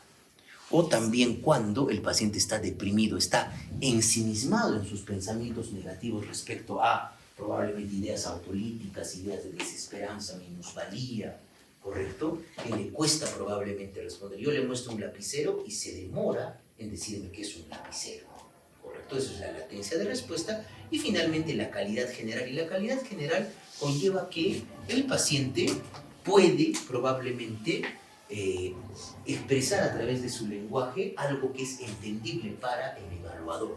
Es decir, son ideas completas, tiene un estilo articulado, pero no me divaga de forma inconexa, haciéndose difícil de entender. Entonces, recuerden, ¿no? Velocidad, volumen, latencia de respuesta y calidad general. Eso cuando hagamos el examen mental tiene que estar descrito en el lenguaje. Velocidad, volumen, latencia de respuesta y calidad general. ¿Sí? ¿Listo? Y ahora vamos a hablar del afecto y el estado de ánimo. Entonces, el afecto y el estado de ánimo es una función psicológica que integra la totalidad de la vida afectiva del individuo, ¿correcto? Y esa vida afectiva tiene que ver con emociones, sentimientos, pasiones, el propio estado de ánimo y también todos los matices de la experiencia sensible, ¿sí? Entonces, acá es importante reconocer dos cosas al momento de la evaluación psicopatológica. El estado de ánimo, esto quiero que recuerden, es el reporte subjetivo que el paciente da de sus sentimientos en este momento, ¿correcto? Entonces yo para poder aclarar eso, cuando yo evalúo a un paciente le tengo que decir, ¿cómo se siente el estado de ánimo? Muchas veces el paciente no sabe pues qué es un estado de ánimo, entonces le podría decir una palabra emocional para describir cómo se siente. De repente se siente un poco triste, se siente irritable, más enojado, de repente se siente deprimido, o de repente se siente muy preocupado y se siente ansioso, y ahí vamos a poder describir lo que el paciente subjetivamente nos reporta. Eso es el estado de ánimo, correcto. Y el afecto es lo que nosotros vamos a observar, es decir, es el impacto del estado de ánimo sobre el resto de las funciones psicológicas. El afecto, ¿cómo lo vamos a observar? A través de la mímica facial, a través de la prosodia del lenguaje, a través de los movimientos corporales, ¿correcto? Y por eso lo normal, chicos, es que el estado de ánimo sea congruente con el afecto. ¿Sí? Eso es lo normal, sea congruente. Si el paciente dice que está deprimido, ustedes van a verlo cabizbajo, triste, va a estar lloroso, va a tener la habilidad emocional. ¿Sí? Y el afecto es justamente lo que nosotros como clínicos tenemos de impresión o lo que yo puedo evaluar objetivamente al observar al paciente. Eso es el afecto. ¿Miren? Y acá les pongo esas imágenes de Homero Simpson, ¿no? Eso es el afecto. ¿Ya? Y acá tenemos justamente el afecto y el estado de ánimo y las descripciones. Lo normal, chicos, para poder describir el afecto es poder describir un estado de ánimo eutípico. Porque timos, ¿de dónde viene? De esa glándula que cuando el adolescente crece se pierde. Antes, los griegos pensaban que el estado de ánimo regía justamente ahí y que recién probablemente los adolescentes cuando perdían el timo podían tener una buena correlación o probablemente poder expresar de una manera adecuada sus sentimientos y su vida afectiva. Eso es lo normal. Ánimo normal es ánimo optímico. Ahora, estas variables, miren, se dan cuenta, el estado de ánimo puede ir hacia abajo o puede ir hacia arriba. Cuando va hacia abajo, pues, hablamos, por ejemplo, de un estado de ánimo deprimido, donde el paciente tiene un estado de ánimo bajo y describe tristeza, y describe una tristeza patológica. No una tristeza normal, porque yo puedo experimentar tristeza normal porque de repente salgo de dictar las clases y me roban mi maletín. Me voy a sentir triste, pero no por eso, por ejemplo, el día de mañana voy a dejar de venir a dictar clases, ¿no es cierto? O no por eso, por ejemplo, voy a ir a mi casa y me voy a tomar 30 tabletas de paracetamol. No es algo normal, ¿no es cierto? Entonces, ese es un estado de ánimo deprimido, un estado de ánimo disfórico, que es justamente un estado de ánimo donde hay una mezcla de emociones y sentimientos que el paciente no puede caracterizar de una manera adecuada. Hay ansiedad, hay irritabilidad, hay tristeza, ¿correcto? Eso es un estado de ánimo disfórico. Y de ahí viene también lo que vamos a ver que se produce justamente, y ustedes más que todo, las chicas me van a entender, cuando están previo a su ciclo menstrual, experimentan ese tipo de estado de ánimo. Se sienten irritables, ansiosas, incómodas, incluso hasta con la habilidad emocional. Eso es un estado de ánimo disfórico, ¿sí? Para que podamos entender, ¿sí? Aparte de eso, hacia la alteración positiva, un estado de ánimo elevado es un estado de ánimo donde hay un sentimiento exagerado de bienestar, euforia o alegría, ¿correcto? Un estado de ánimo expansivo es donde empieza a perderse el control sobre la expresividad de los propios sentimientos con tendencia a desinhibición. Es decir, el paciente, por ejemplo, que tiene un estado de ánimo expansivo, puede hablar, digamos, de una manera muy abierta sobre temas, digamos, sexuales, o habla, digamos, sin inhibición, digamos, de su propio lenguaje, ¿correcto? Y el ánimo irritable es donde el paciente fácilmente se enoja. Por ejemplo, muchas veces sucede que el paciente no tolera esperar la fila por ejemplo, en el banco, y empieza a perder, digamos, el control sobre esos impulsos y puede gritar, tirar cosas, romper cosas asociadas a ese estado de ánimo irritable. Y el estado de ánimo probablemente, chicos, donde se llega al éxtasis, se denomina, no está acá, se denomina elación, ¿ya? Elación, ¿sí? Y acá tenemos, al igual que teníamos, ¿no es cierto?, las cualidades en el lenguaje, acá también vamos a tener cualidades en el afecto. Es muy importante tener en cuenta. Las cualidades en el afecto, ¿cuáles son? Yo quiero que recuerden esto como una memoteca. Es ¿ya? Estabilidad, sentido de propiedad, intensidad y rango del afecto. Esas son las 4 cualidades del afecto, ¿sí? La estabilidad, nuestro afecto va de un continuo, desde un afecto estable a lo que ya es patológico, un afecto lábil, ¿correcto? Un afecto lábil, eso es la estabilidad. Luego, el sentido de propiedad, lo que yo les decía, lo normal es que el estado de ánimo sea congruente con el afecto, pero cuando hablamos de un afecto o de un sentido de propiedad inapropiado es, por ejemplo, que un paciente les diga, he matado a mi mamá, y se los diga con una sonrisa de oreja a oreja. Ese es un afecto inapropiado, ¿correcto? No hay una congruencia entre el contenido del pensamiento y la reacción afectiva. Cuando se pierde esto, se habla de afecto inapropiado. Y es mucho más frecuente justamente en los cuadros de, por ejemplo, trastornos del neurodesarrollo como el retraso mental, y también en los cuadros de esquizofrenia, el afecto inapropiado. Luego, el rango del afecto se refiere a la gama de respuesta afectiva, que va desde un afecto encogido, propio de un paciente deprimido, hasta un afecto prácticamente plano, donde no hay una respuesta o no hay una reactividad en la parte de la mímica facial. Y después hablamos de la intensidad del afecto, ¿sí? Podemos describir 3 grados: un afecto sumamente intenso, un afecto plano, y probablemente el compromiso más importante en términos, digamos, de el menos, que es el afecto embotado, porque el paciente prácticamente tiene una indiferencia hacia el entorno. El paciente está sentado, le hablamos y responde sí, no hay ningún atisbo de reactividad emocional. Eso es un afecto embotado, ¿sí?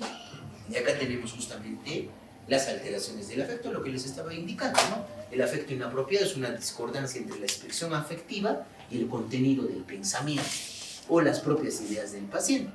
El afecto restringido es donde se reduce la gama y la intensidad de la expresión emocional. Un afecto lábil es un paciente donde rápidamente puede llorar, ¿correcto? O hay cambios repetidos, bruscos y rápidos de la expresión afectiva. El afecto embotado es donde hay una reducción significativa de la intensidad de la expresión emocional, y el aplanado es donde prácticamente hay una ausencia o casi ausencia de la expresión afectiva, ¿correcto? Luego vamos a pasar ahora a lo que es pensamiento. Y como les he estado explicando, ¿no? El pensamiento tiene 2 componentes en el examen del estado mental: el curso, cómo se asocia idea a idea, ¿correcto? Que normalmente el curso es lineal. Cada uno de nosotros, ahora que está en la clase, empieza a pensar y una idea conlleva a otra, conlleva a otra, conlleva a otra, ¿correcto? Eso es el curso. Y luego vamos a hablar del contenido, donde vamos a hablar de lo que estábamos comentando hace un momento en la clase, ¿no? Las ideas delirantes, las ideas obsesivas, las ideas sobrevaloradas, ¿correcto? El pensamiento probablemente es la función más elaborada y compleja del psiquismo humano. Es probablemente lo que nos transforma en seres humanos, ¿no? Y están elaborados a partir de conocimientos que se seleccionan y orientan alrededor de un propósito tema, y que, siguiendo las vías establecidas por el proceso asociativo, debe conducir a conclusiones orientadas a la realidad, ¿sí? Entonces son las diversas funciones del sistema nervioso central que procesan los contenidos mentales. Y desde una perspectiva teórica vamos a dividir esto en proceso, forma o estructura del pensamiento.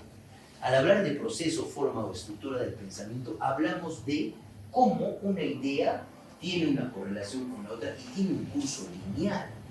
Nuestros pensamientos no se ponen como un remolino, ni tampoco se van por un lado, se van por otro lado y se van por otro lado, ¿sí?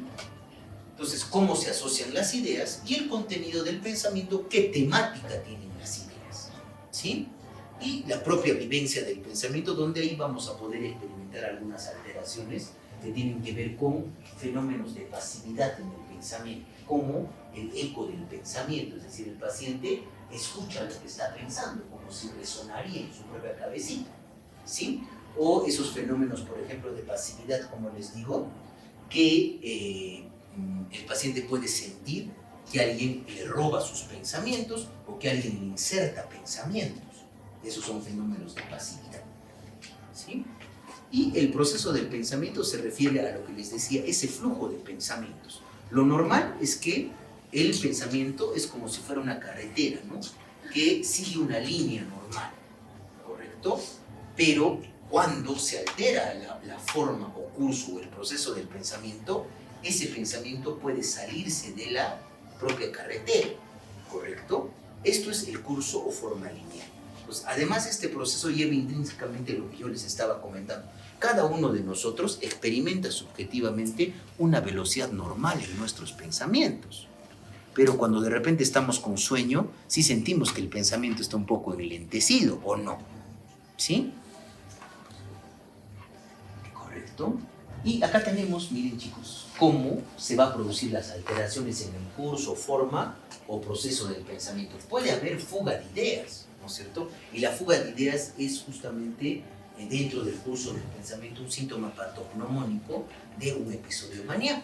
Miren, en la fuga de ideas, ¿qué es lo que pasa? El paciente empieza con un tema inicial y porque hay además distraibilidad, el paciente va a pasar de una idea a otra idea, de una idea a otra idea. Y al pasar de una idea a otra idea, ¿qué va a empezar a experimentar?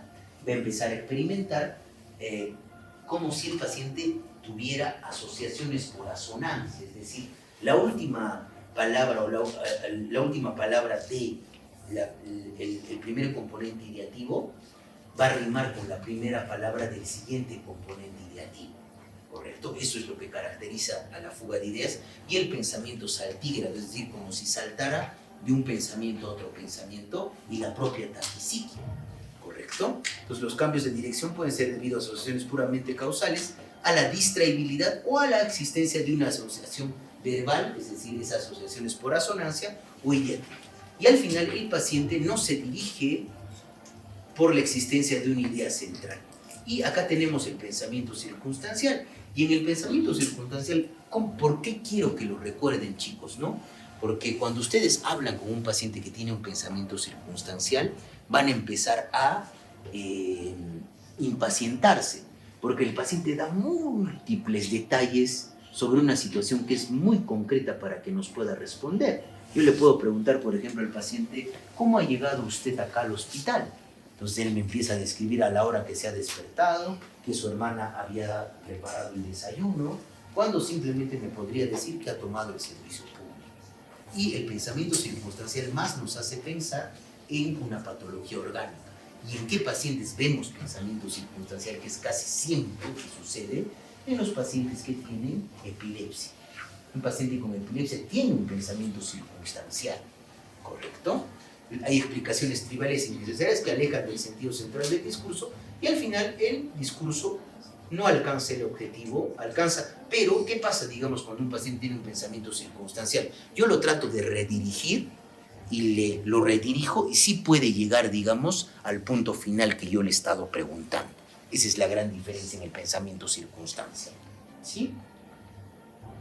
Y ahora vamos a hablar de las alteracionas del contenido. Ahora, por supuesto, cuando en el pensamiento, prácticamente entre idea y idea, se produce una pausa, muchas veces el paciente está hablando y de repente les deja de hablar y le vuelven a preguntar algo y no recuerda lo que les ha dicho, ¿correcto? Eso se traduce en bloqueos del pensamiento, propios cuando hay, digamos, alteraciones a nivel de desorganización del pensamiento. Y al final, el extremo, digamos, de la desorganización del pensamiento viene a ser el pensamiento esquizofásico o lo que nosotros conocemos como pensamiento disgregado, que puede llegar, digamos, al grado extremo de tener una ensalada de palabras. Y al hablar de ensalada de palabras, el paciente dice una palabra que no tiene relación con la otra, que no tiene relación con otra, y prácticamente el lenguaje es totalmente incoherente. Y eso conlleva que la forma o el curso del pensamiento está alterado. Y cuando hay una alteración formal del pensamiento, eso más nos hace pensar en un cuadro del espectro de la esquizofrenia. ¿Sí? Recuerden, por favor, eso. Entonces, las alteraciones a nivel del contenido se refiere justamente a lo que tienen pues, las ideas, el contenido ideativo. Encontramos un grupo heterogéneo de alteraciones que, de acuerdo a la convicción por la cual son sostenidas, esto nos va a permitir clasificar las ideas, ¿no? La convicción con la cual sostiene el paciente una determinada idea, ¿correcto? Y acá tenemos grado de convicción de la creencia. Nosotros normalmente tenemos una idea o un juicio normal, pero esa idea o juicio normal nosotros la sacamos del conocimiento previo que tenemos. Nosotros podemos decir que para el diagnóstico de diabetes, un paciente en su glicemia en ayunas tiene que ser por encima de 126 para arriba, ¿no es cierto? Pero ese es un conocimiento científico, ¿correcto? Que tenemos la capacidad de poderlo demostrar, ¿correcto?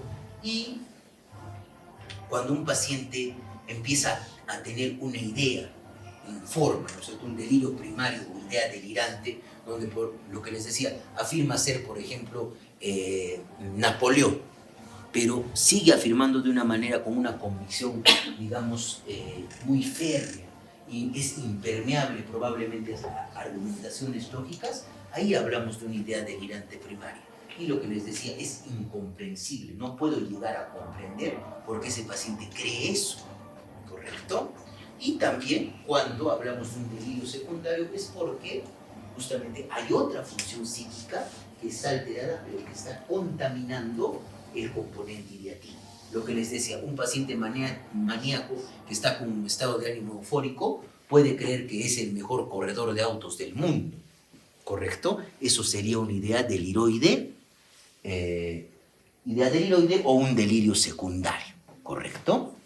Donde hay un compromiso justamente de otra función psíquica que explica por qué el paciente está creyendo eso, ¿sí? Y luego tenemos las ideas sobrevaloradas. Y las ideas sobrevaloradas, chicos, están casi justamente en el medio de no ser ideas delirantes, ni tampoco de ser ideas normales o juicios normales, ni tampoco ser ideas obsesivas.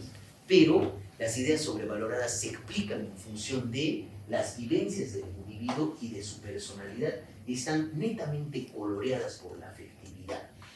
Un ejemplo de idea sobrevalorada es, por ejemplo, los hinchas acérrimos de los diferentes equipos de fútbol. Ya, esas son ideas sobrevaloradas. Piensan que su equipo es el mejor equipo del mundo, pero lo sostienen, ¿no es cierto? Correcto. Y las ideas obsesivas, que característicamente las ideas obsesivas, chicos, se experimentan como ideas intrusas. Es decir, el paciente siente que esa idea va en contra de su voluntad y trata de resistirse.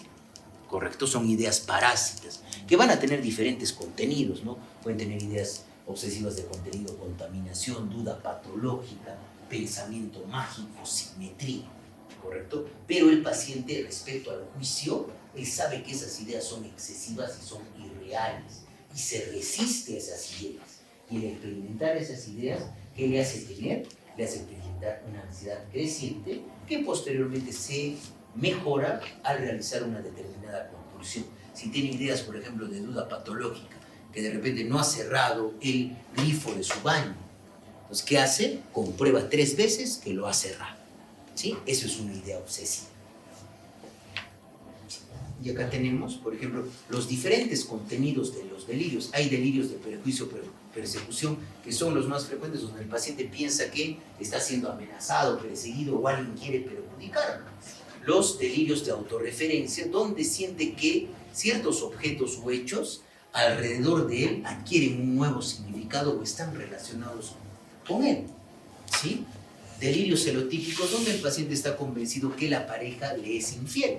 Los delirios erotomaníacos o el delirio de Clerenbaum es donde el paciente cree que una persona de un rango social más alto está enamorado del paciente, ¿correcto? Luego también podemos tener delirios somáticos o hipocondríacos, que son muy frecuentes como ideas deliroides de contenido somático o hipocondríaco en depresiones psicóticas, donde el paciente, por ejemplo, siente que sus órganos se están pudriendo dentro del mismo, ¿correcto? Y acá hay justamente un síndrome, ¿no? Que es el síndrome de Cotard. Y el síndrome de Cotard es un delirio de negación, donde el paciente incluso niega que existe, ¿correcto? Delirios de culpa, donde el paciente puede afirmar que ha cometido un pecado imperdonable. Delirios, por ejemplo, de ruina, donde el paciente piensa que está sumido en la máxima miseria. O los delirios de contenido megalomaníaco o delirios de grandeza, donde el paciente piensa que tiene habilidades o tiene una característica que lo diferencia de sobremanera del resto de personas, típico de la manía. Ahora también hay delirios de infestación o el síndrome de Ekbom, donde el paciente piensa que puede estar infestado por parásitos. Eso es delirio de Ekbom o síndrome de Ekbom con delirio de infestación, delirios de identificación errónea como en el síndrome de Capgras, donde el paciente piensa justamente que algunas personas cercanas reconoce que es su familiar, pero dice que es un impostor, ¿correcto?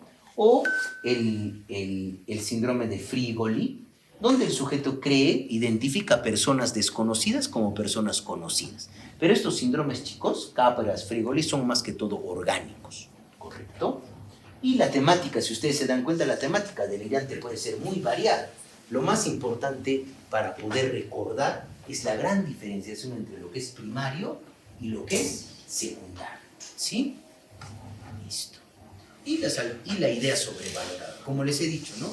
Esta idea sobrevalorada es comprensible, pero es exagerada por el paciente, tiene un componente que se explica a partir de su patobiografía y suele tener un fuerte tono afectivo y es el sello distintivo, chicos, de los trastornos de personalidad, las ideas sobrevaloradas. ¿Correcto? Recuerden, por favor, eso les pregunto en el examen, ¿ya? La idea sobrevalorada es el sello distintivo de los trastornos de personalidad. Y luego la idea obsesiva, como les he indicado, son ideas, pensamientos, imágenes que el paciente no las desea, son irracionales, pero que irrumpen en la conciencia del paciente y las reconoce como absurdas, excesivas y se resiste a esas ideas. ¿Correcto? Esas son las ideas obsesivas. Y luego vamos a lo que es la sensopercepción. La sensopercepción es la función psicológica, chicos, a través de la cual nosotros tenemos la capacidad de predecir y teorizar nuestro mundo externo, relacionarnos con lo que observamos a través de nuestros sentidos. Entonces, los dos elementos importantes dentro de la percepción son la sensopercepción, son la propia percepción y la representación. La percepción es probablemente tener en cuenta un estímulo que está presente. Lo que les decía de la botella. Yo puedo reconocer que eso que está delante mío tiene forma de una botella, tiene agua dentro de esta forma, entonces por consiguiente es una botella. Lo reconozco como botella. No puedo decir, por ejemplo, que acá en esta carpeta donde aparentemente no hay nada, hay un marciano que me está hablando. Eso es justamente una alucinación, percepción sin estímulo, ¿sí? ¿Correcto? Y la representación es esa capacidad. Ahorita yo, por ejemplo, vamos a hacer un ejercicio. Ahorita, a ver, pónganse a pensar en quién no ha visto al gato Garfield, ¿no es cierto? ¿Ya? Entonces yo les voy a empezar a preguntar a algunos de ustedes. A ver, ¿cuál es su nombre? Ya, ¿qué imagen tiene el gato Garfield en tu país? ¿Verdad? Ya, ojito. ¿Qué más puedes agregar?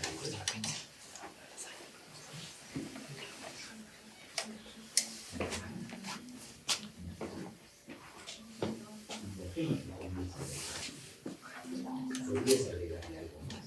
El poder, esa representación que tiene el gato.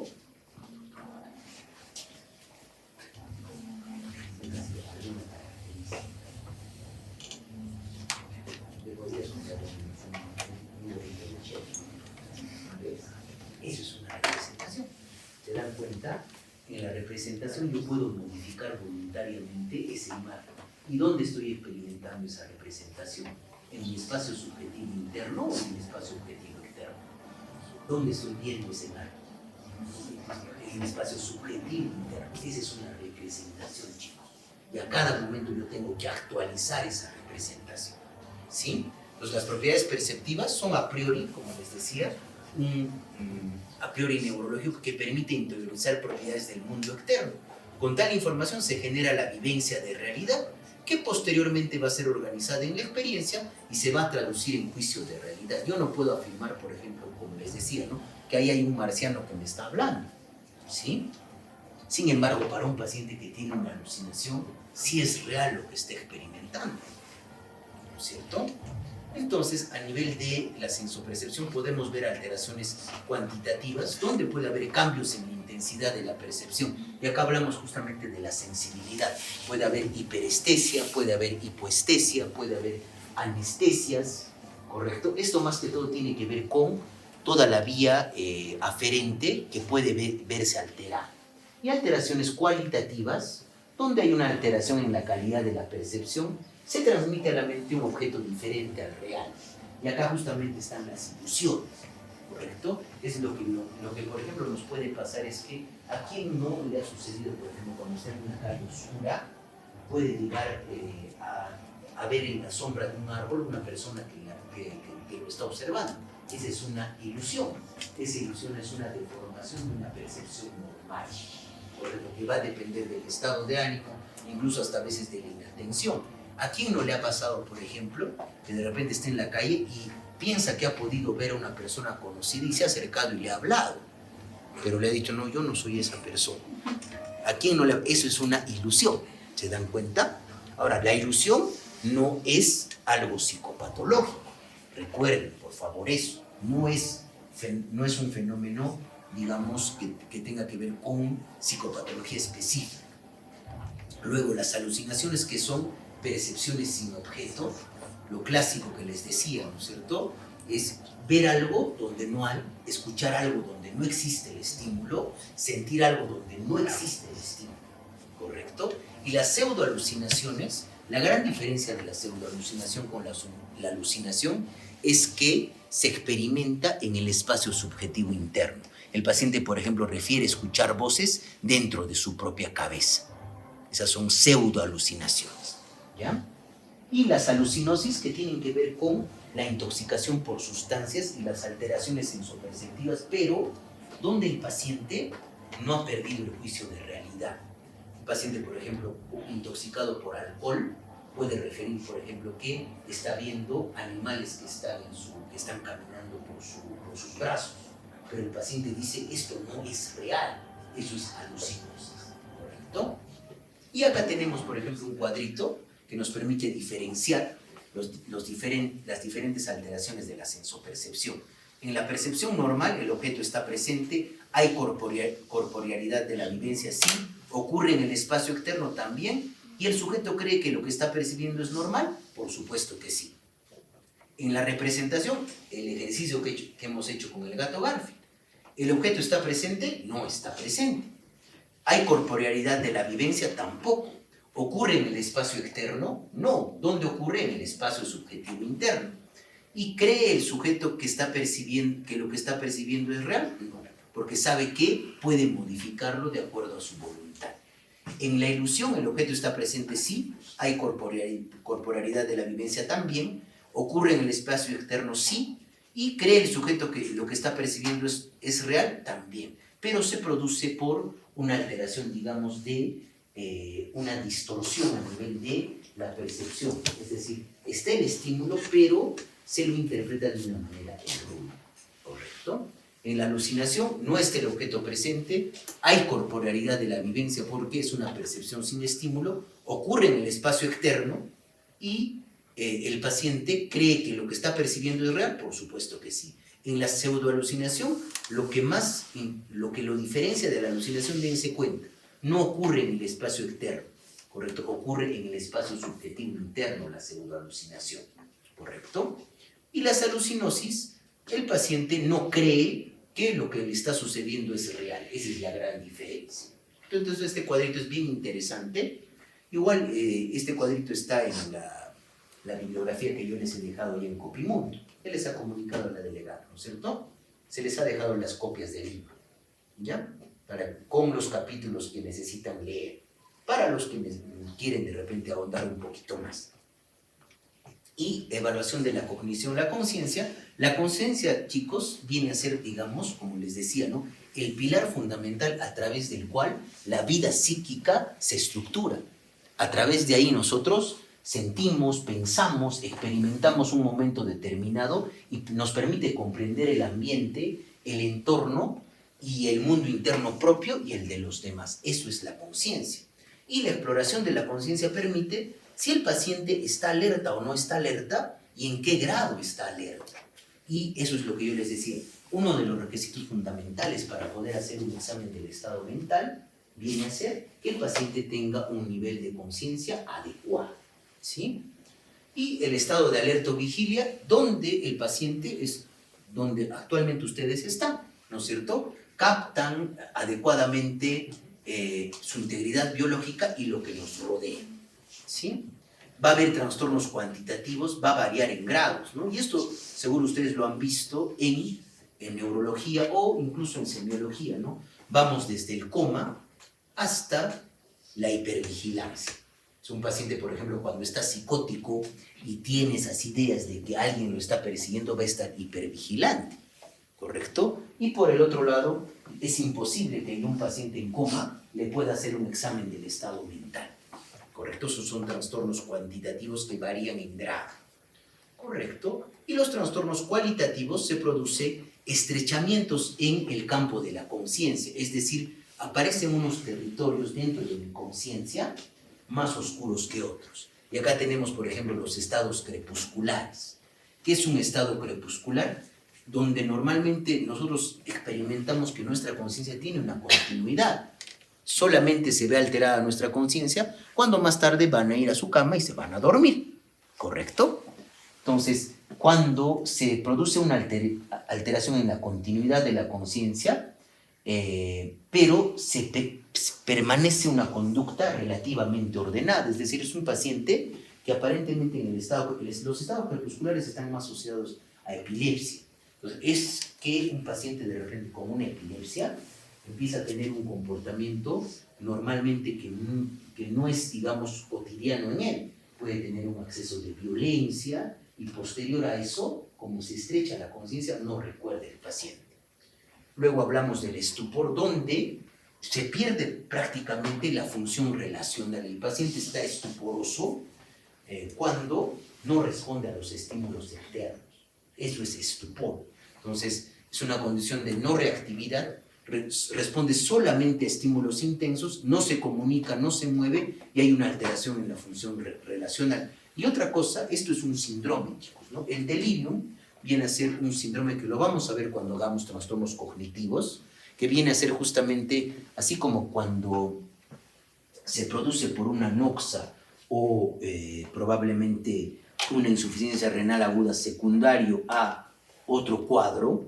Lo mismo sucede, por ejemplo, cuando existe un cuadro médico, se produce un aumento de la permeabilidad de la barrera hematoencefálica, empiezan a pasar reactantes de fase aguda al cerebro y el cerebro empieza ¿a qué? A fluctuar su nivel de conciencia, a deteriorarse la atención y empieza a experimentar alteraciones a nivel del lenguaje, alteraciones a nivel de la sensopercepción. Eso es el delirio. Es un estado confusional agudo, síndrome cerebral orgánico, que característicamente inicia de manera súbita. No hay una sistematización delirante como sucede en otros cuadros. Hay un compromiso del estado general, hay alteración en la atención y clásicamente en estos pacientes hay una inversión del ciclo sueño-vigilia. ¿Correcto? Es lo clásico. Ustedes seguro han visto lo que se produce en los pisos de traumatología, es decir, que un ancianito que ha sido operado en la noche no puede dormir y en la noche está agitado. Se saca la vía, quiere correr, quiere agredir. Y durante el día está somnoliento. Eso es un delirio, ¿correcto? La atención y la concentración. La atención es la función psicológica que permite, a partir de la atención, chicos, esto es como si, digamos, fuera nuestra conciencia, todo esto es el campo de conciencia, ¿y dónde están centrando su atención? En las láminas, eso es la atención, ¿ya? Permite la funcionalidad en el campo de conciencia, permite la claridad en la vivencia y servir como filtro para todo estímulo. Entonces, la exploración de la atención permite identificar si el paciente puede lograr enfocar su atención, mantener su atención, cambiar o dirigir su manera, es decir, su foco atencional. ¿Cómo yo valoro la atención, chicos? La atención, ¿cómo yo la valoro? Le pido al paciente que me diga los meses del año de diciembre hacia atrás, o le puedo pedir al paciente que me diga el nombre de una persona que comience con la letra A, que me diga el nombre de un color que comience con la letra A, que me diga el nombre de un animal que comience con la letra A. Entonces se dan cuenta que permite cambiar el foco atencional, ¿correcto? La concentración es la capacidad para resaltar uno o dos estímulos o ideas importantes para tratar mientras se suprime la percepción de posibles distracciones, ¿no? Ahora, el término para describir se denomina prosexis, pero chicos, ya no se utiliza, ¿no? Mucho ese término euproséxico.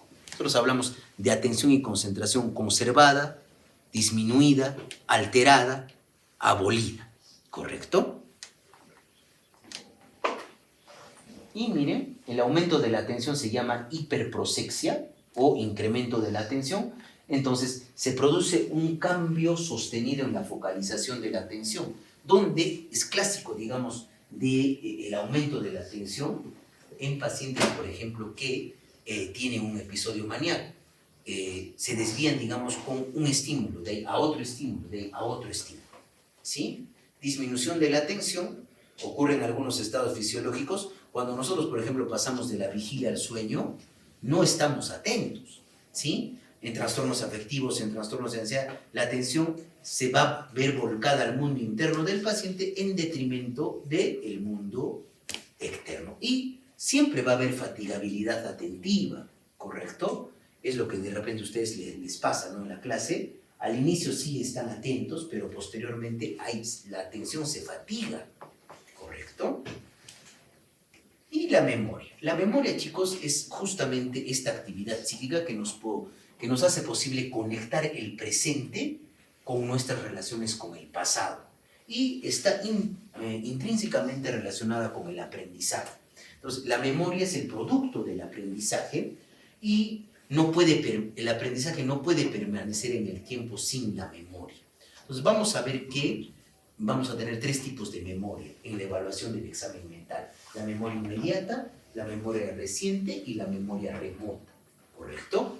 La memoria inmediata es aquella memoria que nos permite recordar aquello sucedido entre segundos previos, ¿no? ¿Cómo yo valoro esa memoria inmediata? Preguntándole al paciente que me repita 3 palabras. Le puedo decir, a ver, repítame edificio, ventana, computadora. Entonces, el paciente me va a repetir, edificio, ventana, computadora. Ahora, cuando yo he valorado el pensamiento, me he olvidado de explicarles, ¿no? También tengo que valorar la capacidad abstractiva. Y la capacidad abstractiva, ¿cómo se valora? Se valora preguntándole al paciente refranes o aforismos, o que me permita, o que me establezca en qué se parecen 2 objetos. Yo les puedo preguntar, ¿no? Al paciente yo le puedo preguntar, ¿no? ¿Qué significa, por ejemplo, en la puerta del horno se quema el pan? Ustedes probablemente me van a decir que a veces uno puede pensar que puede tener todo listo y en último momento se puede presentar alguna eventualidad. Pero un paciente, por ejemplo, que tiene compromiso del pensamiento abstracto, nos dice que cada vez que usted saca tarde el pan del horno, se le quema. No puede despegarse de la literalidad de la frase. ¿Sí? Eso sucede en él. ¿Y por qué es útil para valorar la memoria reciente? Porque en el pensamiento, al valorar la abstracción, yo le puedo decir, señor, hace un momento le he preguntado unos refranes. ¿Podría decirme qué refranes le he preguntado? Y eso me permite valorar la memoria reciente. Aquello que ha ocurrido varios minutos o horas antes de lo que yo le pregunté. Y la memoria remota permite tener el conocimiento fáctico que tenemos de las cosas. Entonces yo al paciente le puedo preguntar quién ha sido Cristóbal Colón, quién ha sido Manco Cápac, quién ha sido Alan García, de acuerdo también a su nivel educativo, por supuesto, ¿no? Eso es la memoria. Y va a haber también trastornos cuantitativos, donde hay una incapacidad para aprender nueva información, con un grado de atención normal o rememorar información previamente aprendida. Eso se llama amnesia, es decir, he olvidado cosas, ¿correcto? Y los recuerdos van a tener este tipo, ¿no? Cuando se produce el evento traumático, que sería acá, chicos, ¿no? Hablamos de amnesia anterograda cuando el paciente no puede tener la capacidad de fijación. Le digo que repita 3 palabras, no lo puede hacer. Y hablamos de amnesia retrógrada cuando hay incapacidad para la aprehensión, fijación de nueva información, se produce una alteración de la memoria reciente. Y hablamos de una amnesia retrógrada o de evocación cuando el paciente no puede recordar hechos previamente que han sucedido, ¿correcto? Hay también hiperemnesias, ¿correcto? Donde hay aumento de la capacidad para recordar. Y esto se produce en lo que nosotros conocemos como los idiot salvants, ¿no? Personas que probablemente tienen un nivel intelectual bajo, pero pueden recordar fechas de una manera espectacular, ¿correcto? Esas hiperemnesias prodigiosas que a veces se denominan. Y los trastornos cualitativos, para amnesias o alucinaciones del recuerdo, se toma fantasías de la imaginación por recuerdos auténticos. El paciente piensa que lo que recuerda es lo que ocurrió realmente. Acá hablamos también de la confabulación. En la confabulación, chicos, la confabulación casi la mayoría de veces se produce en los cuadros de demencia, donde ya se pierden recuerdos y el paciente, para tratar de suplir esa laguna de memoria que tiene, empieza a inventar cosas. ¿Correcto? Eso es confabulación. Y la pseudología fantástica es lo que se conoce como mentira patológica. Es un paciente que inventa historias que nunca han sucedido. ¿Correcto? Pueden ser eventos dramáticos, grandiosos, exagerados, movidos por una necesidad afectiva.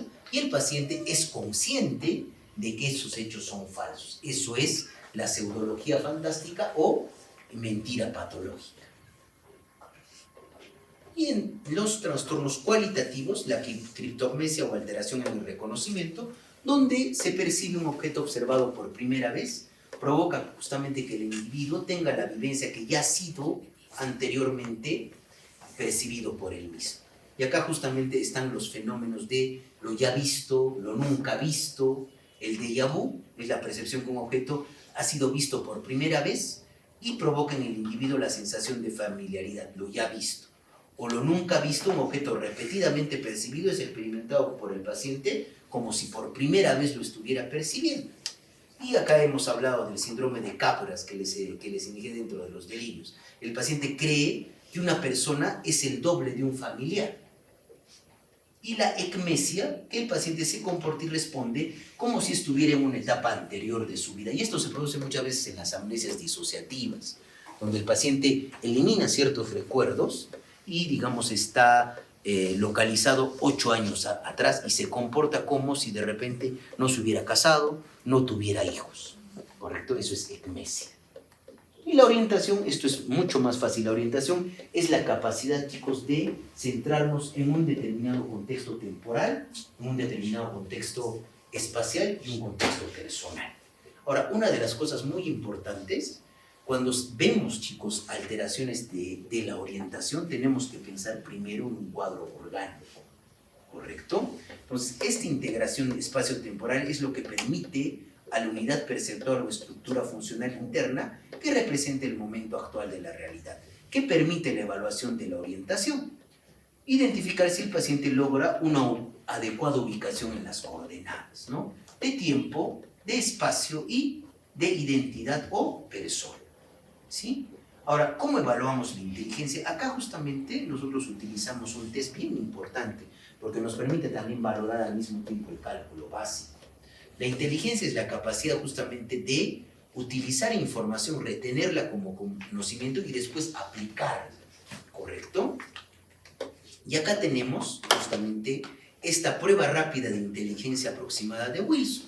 Cuando un paciente, chicos, de acuerdo también, por supuesto, a su nivel educativo, me responde esta multiplicación que es 48 por 2, que es 96, yo casi estoy seguro que tiene un CI por encima de 70. ¿Correcto? Eso es lo que nos permite el examen mental, sin necesidad de utilizar o hacer probablemente una prueba de Wechsler para inteligencia. ¿Correcto? Y el juicio y raciocinio, ¿no? Estas capacidades psicológicas son un estado funcional cerebral a partir del cual se establece el juicio de realidad. Y el juicio de realidad es la capacidad de poder diferenciar, chicos, mis contenidos internos de mis pensamientos, de mis emociones, de la realidad externa. Mis contenidos, mis pensamientos no se mezclan ni se fusionan con la realidad externa, o lo hacen.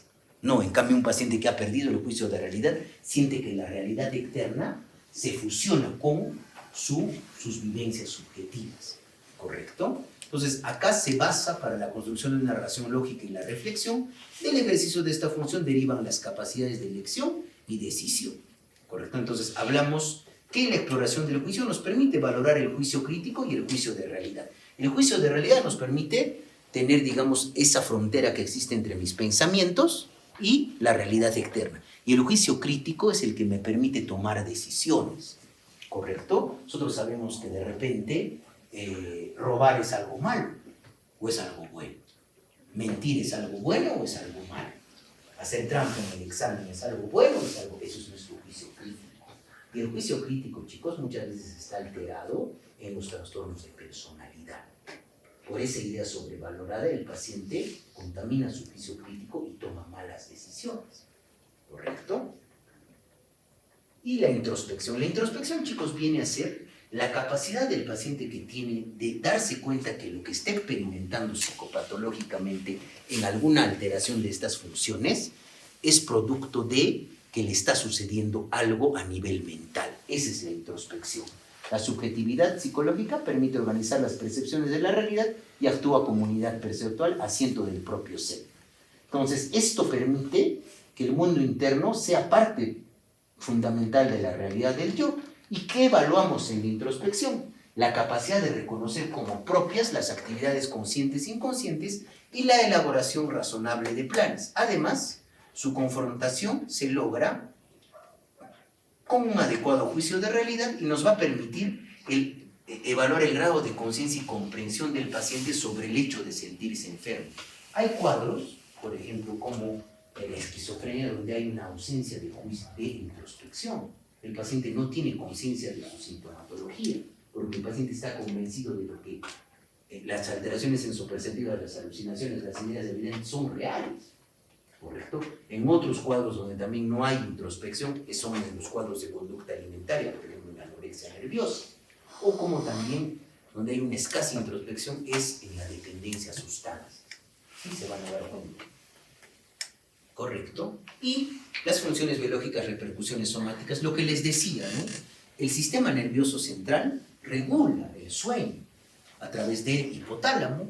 Podemos identificar insomnio siempre, por eso chicos, cuando hagan el examen mental, valoren esas 5 constantes vitales, así como por ejemplo el cardiólogo hace el examen cardiológico o un neumólogo pone un saturómetro para valorar la saturación de oxígeno. Nosotros, como en la parte psiquiátrica, el impacto de las alteraciones a nivel neurobiológicas en el cerebrito va a impactar en estas funciones biológicas. En el sueño puede haber insomnio de conciliación, que es más propio de cuadros de ansiedad, un insomnio de mantenimiento donde el paciente no puede tener un sueño continuo, un insomnio de despertar precoz que es propio de los cuadros depresivos, un insomnio global o la disminución de la necesidad de dormir que sucede en los episodios maníacos.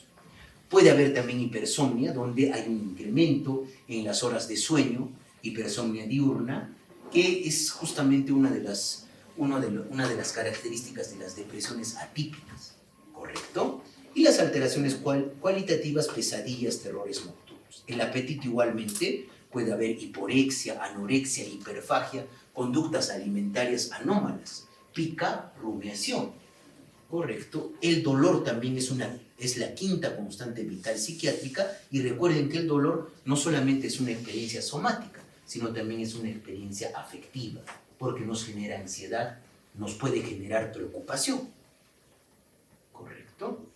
El deseo sexual también es muy importante. La conducta y el deseo sexual puede haber incremento o disminución de la capacidad para elaborar fantasías con contenido sexual. Al preguntar, chicos, por deseo sexual, no le preguntamos al paciente si tiene deseos de iniciar su vida sexual o tener intimidad con su pareja, sino esa capacidad de fantasía que tiene el ser humano, tanto el varón como la mujer, de que un varón o una mujer le parezca atractivo, le llame la atención, ¿correcto?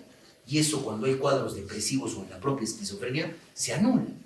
La deposición, tengan en cuenta, ¿no es cierto?, que puede haber estreñimiento, diarrea en cuadros gastrointestinales funcionales con bastante componente ansioso, como por ejemplo el síndrome del intestino irritable, ¿correcto? Y en la micción, la presencia de poliuria, disuria, poliacuria en cuadros ansiosos. Entonces, recuerden además, chicos, que diversas afectadas estas funciones por la presencia de enfermedad mental, al ser reguladas por neurotransmisores centrales, también se van a ver afectadas por el uso de psicofármacos. Y uno de estos cuadros, por ejemplo, que muchas veces conlleva a dejar el tratamiento, es probablemente la disminución del deseo sexual, cuando utilizamos ciertos fármacos. Y esto es algo para que lo puedan vivir en la taxonomía jerárquica en psicopatología. Vean, signos y síntomas, esto es lo que nosotros vemos. Pero vean, miren, somatomorfo, internalización, trastorno del pensamiento, externalización desinhibida, externalización antagonista, desapego, y se van valorando con suprafactores, superfactores. Esto es más que todo para que tengan en cuenta lo que se está avanzando en psicopatología. Esto yo no les voy a tomar en el examen, ¿correcto?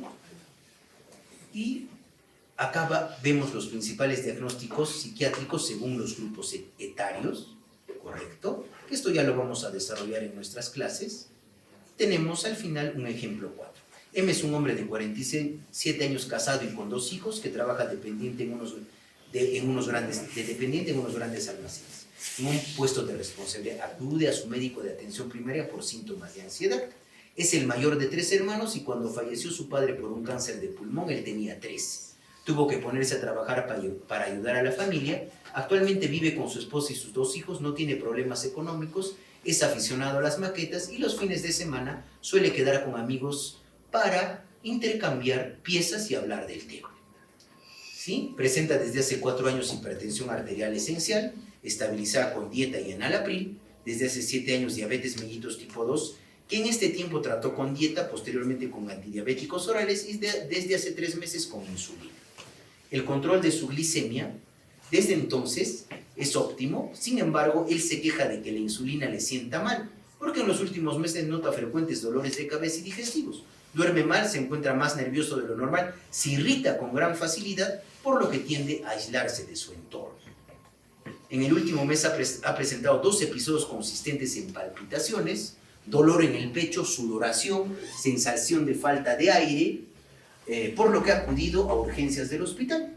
En ambas ocasiones le hicieron un electrocardiograma que no mostró alteraciones patológicas y le dieron un comprimido de lorazepam de 1 miligramo. También le recomendaron acudir a un centro de salud mental, pero no ha querido ir porque no ve la razón de que vea a un psiquiatra. Desde que tuvo que ir al hospital por primera vez, ha reducido sus salidas con sus amigos porque no se siente del todo bien. Se describe como un hombre nervioso, con tendencia a preocuparse mucho por las cosas, aunque en apariencia parezca un hombre tranquilo, muy responsable y no tiene antecedentes psiquiátricos familiares. Acude con su esposa a su médico de cabecera porque piensa que la insulina es la responsable de estos problemas y quiere que le den otro tratamiento, o si no es así, que lo derive al cardiólogo para saber si tiene o no problemas cardíacos. ¿Qué está experimentando el paciente? Síntomas de ansiedad, ¿no es cierto? Y al parecer, justamente, se está presentando un episodio de pánico. Pero acá tenemos que hacer la disquisición, chicos. Es un paciente diabético. ¿Qué pasa si probablemente está utilizando malas dosis de insulina? Nos puede estar haciendo hipoglicemia, y cuando hay hipoglicemia hay una descarga noradrenérgica y puede ser muy similar a un ataque de pánico. Y ahí está justamente el diagnóstico diferencial. ¿Se dan cuenta? Entonces vamos a hacer la formulación descriptiva. M es un varón de 47 años, casado y con 2 hijos, que presenta desde hace unos 6 meses cefaleas frecuentes, dolores de estómago y dificultades para dormir, junto con ansiedad, irritabilidad con tendencia al aislamiento. Entonces, en el último mes ha tenido 2 crisis de ansiedad. Esta sintomatología no es constante, sino que fluctúa a lo largo de los días e incluso en el propio día, lo cual ha condicionado conductas de evitación de sus actividades de ocio habitual, de momento no interferido en su actividad laboral. Entonces, ¿qué es lo que vamos a poder pensar, no es cierto? Puede ser un trastorno adaptativo con predominio de alteraciones de otras emociones, puede ser un trastorno de pánico, ansiedad paroxística episódica, puede ser un trastorno hipocondríaco también, o puede ser una crisis hipoglicémica, lo que les decía. Se dan cuenta que esto es justamente los diferentes cuadros, porque ustedes cuando nosotros veamos pacientes chicos se van a dar cuenta que no solamente vamos a ver pacientes con cuadro psiquiátrico. Ese paciente, por el aumento de la esperanza de vida en nuestro país, no es solamente un paciente que tiene un cuadro, un trastorno mental, sino probablemente tiene hipertensión, tiene diabetes, tiene otras patologías comórbidas. Entonces, ¿cómo vamos a hacer la propuesta etiológica? Basándonos en el modelo biopsicosocial de Engel, asociado a factores de precipitantes, predisponentes y de mantenimiento. Y esto lo vamos a hacer en la siguiente clase, no se preocupen. Miren, acá hay una propuesta. ¿Cuáles son los factores predisponentes? Biológicos, la diabetes insulino dependiente, pauta de insulina recién instaurada, hipertensión arterial. Precipitantes, que la pauta de insulina ha sido hace 3 meses. ¿Cuáles son los factores psicológicos predisponentes? Tendencia a responsabilizarse en exceso de las cosas, muerte temprana del padre, y los precipitantes, la experiencia de crisis de ansiedad puede haberle recordado la muerte súbita de su padre. y el elevado sentido de independencia puede ser un obstáculo para someterse a los rigores de enfermedades crónicas. ¿Correcto? Y eso es lo que vamos a tratar de poder verificar, chicos. Acá en la clase, también la doctora les ha agregado, yo les dejo, digamos, esto. Hay 3 fases que nos impiden avanzar, ¿no? Tengo que hacerlo bien, me tienes que tratar bien y el mundo o la vida debe ser fácil. Esta es una frase de Albert Ellis, el creador de la terapia racional emotivo-conductual. Acá les estamos dejando algunos casos clínicos, chicos, para poder que puedan revisar en clase. Igual vamos a hacer la formulación psiquiátrica en la siguiente clase, que es diagnóstico y tratamiento. ¿Ha quedado claro? ¿Tienen alguna duda? Todo claro, ¿sí? Ya, les agradezco mucho por su tiempo.